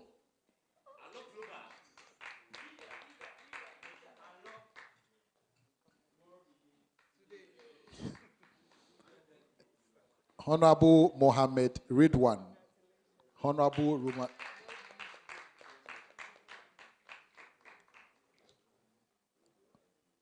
And Honorable Akutu Prosper Dion.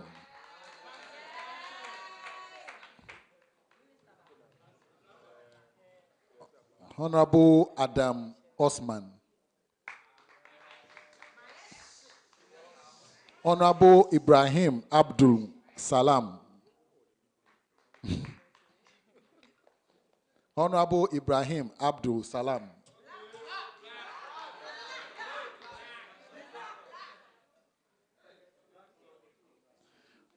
Honorable Ekunyem Aban Aristotle Bright.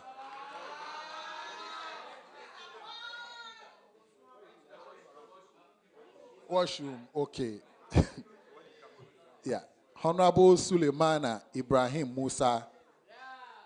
After that, the next set of presentations will be done by the Director of Media Relations, Mr. David Damo.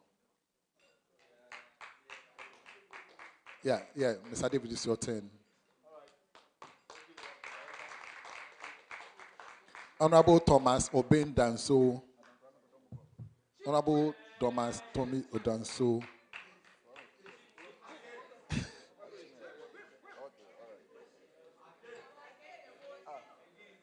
Honorable Daniel Kwame Nyako.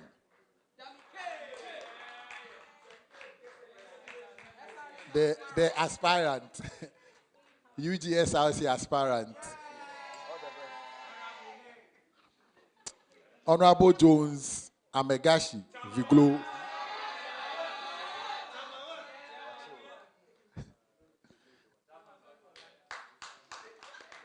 Honorable Samuel Azuri. Honorable Samuel Azuri. Honorable Herbert Apietu Dankwa. Honorable Titus Owusu Daku. Honorable Justice Amos Achu.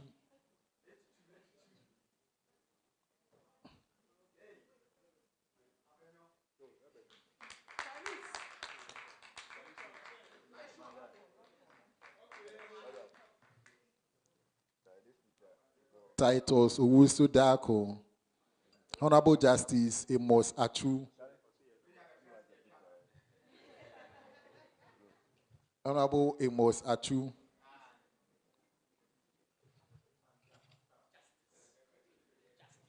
Honorable Tete Kennedy.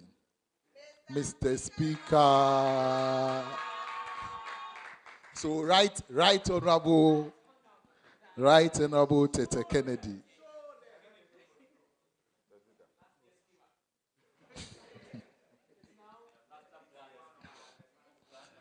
Honorable Titus, no, sorry, I've done that already. Honorable Abdul Kadir Abdul Mumin.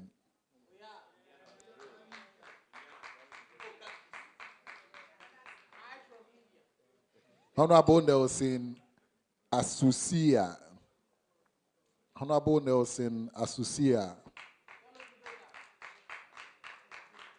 Honorable Gabriel Boafo,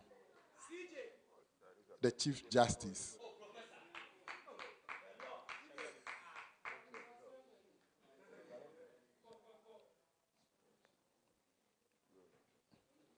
Honorable Adrian Eliazar Ni Teku Ama. Honorable Adrian Eliazar Ni Teku Ama.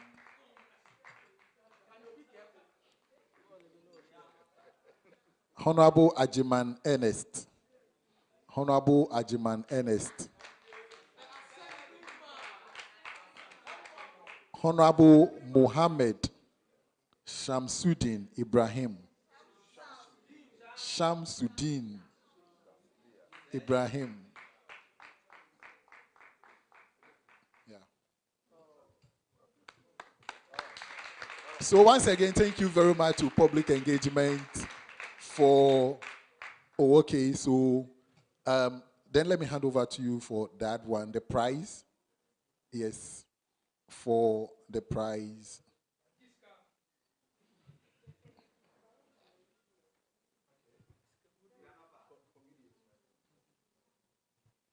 Okay, so do we have a rep from UDS? Yes, so, yes, I think we have 2 reps from UDS coming.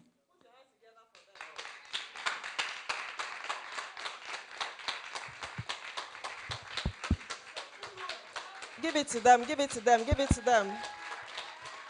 Congratulations.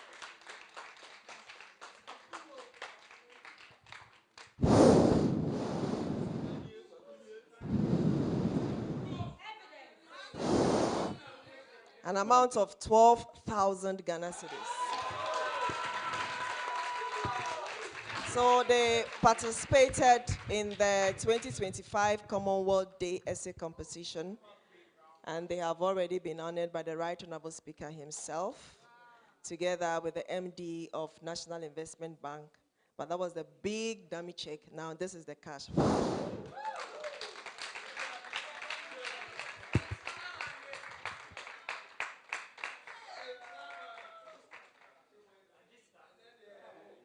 No armed robbers should follow you people. Eh? But when you please want to say something small. All right. Thank you so much, Madam Honorable Tega. We are most grateful as a house, and I think I'm so much amazed with joy seeing my former speaker here. He has he has done so much. He has coached all of us here to be here. We are much grateful, and we want to promise that as young legislators, growing, this is the chance for us. We have been trying this, but when I sat behind and I watched what was happening, I believe that we have a future. And I want to encourage all of us seated here to keep it up, and we are going to put Ghana at the bigger picture. Thank you so much.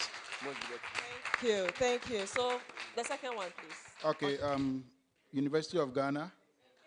Woo! Put your hands together for them. Let's put our hands together for them. University of Ghana.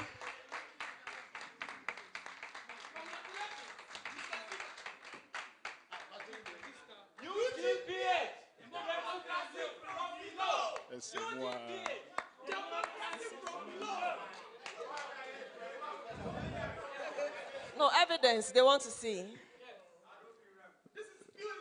So an amount of 10,000 Ghana cedis. That is why you need to save with NIB so that next year they can give us more. Okay? All right. All right. Good. Thank you. Thank you. All right, another round of applause here. Thank you so very much. No, that was very for the deserving. winners. And Something to say only goes to the winners.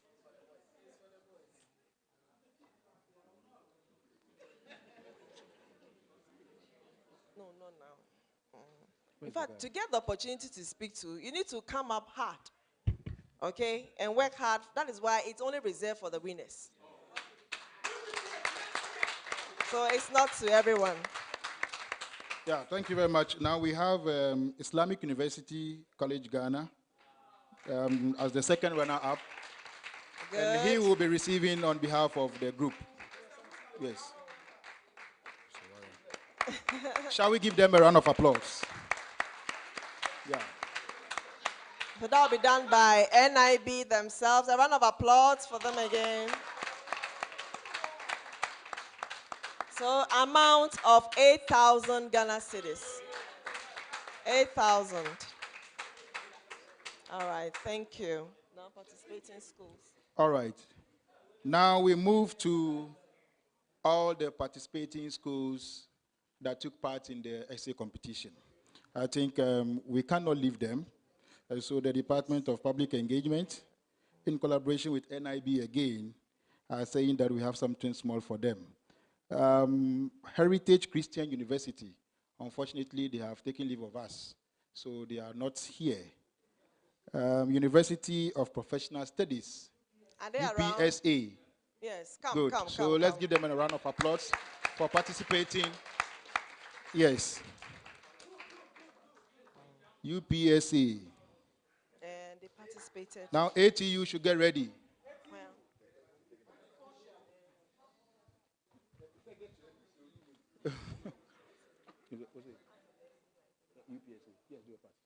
Yeah.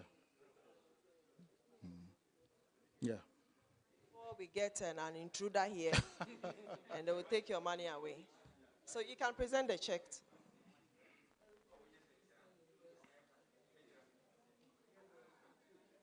Oh, just straighten up. So an amount of 2,000 Ghana cedis.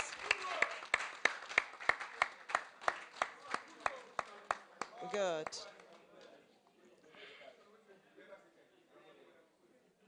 So, how many people wants to take the money? Eh? Even the big one, he didn't hold it like you're holding the small one.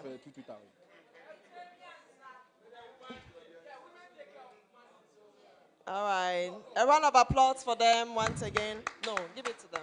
Let's give it up to them. Yes, okay, ATU. ATU also Yes, participated in the ATU. competition. Accra Technical University. Unimark IJ should get ready after this.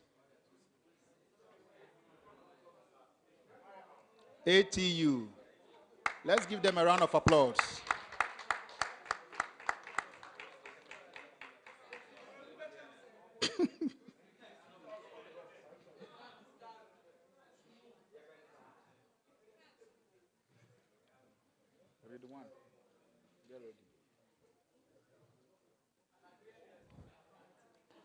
Another round of applause. Yeah. Unimark IJ, formerly GIJ. Unimark IJ. They also took part in this exercise.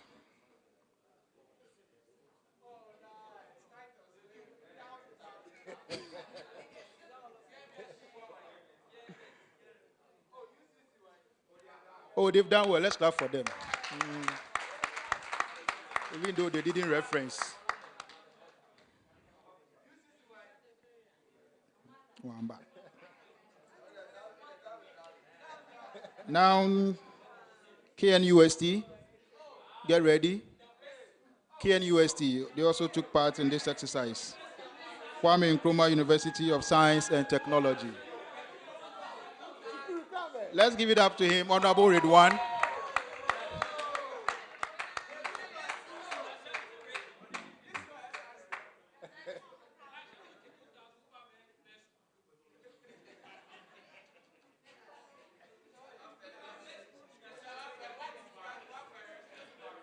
Then we have the last school who also participated in this exercise. And that is, no, we gave the opportunity to the school you are mentioning, but unfortunately they didn't come on board. UCC, University of Education, Winneba, SD Dombo, WA, CK Tadem, and then Ho Technical University were not able to, submit their projects as demanded. So the last school is Presbyterian University, Agogo. Presby University, Agogo. Unfortunately, they've also taken leave of us, but they were here with us this morning. All right. So, yes, these are the schools that participated successfully in this exercise, and so we hope that this will motivate you next time when projects like this are given. I don't think you will take it for granted. Titus, you know what I'm talking about. So I think in a nutshell, we have all done well, and it has been very fruitful. Yes, some of you know.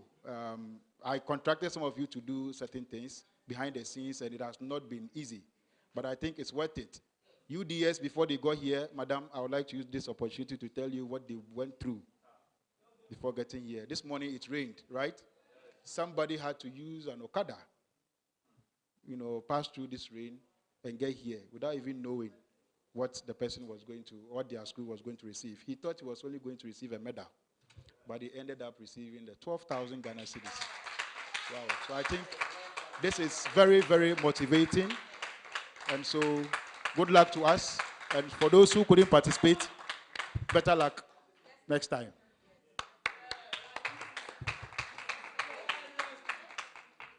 Okay, so, Madam, with your permission, we can now exit and then take our photographs outside. We are going to have a group photograph first, and then those individual ones. Okay. So thank you very much. Yeah, outside, please. We are going to have the pictures outside.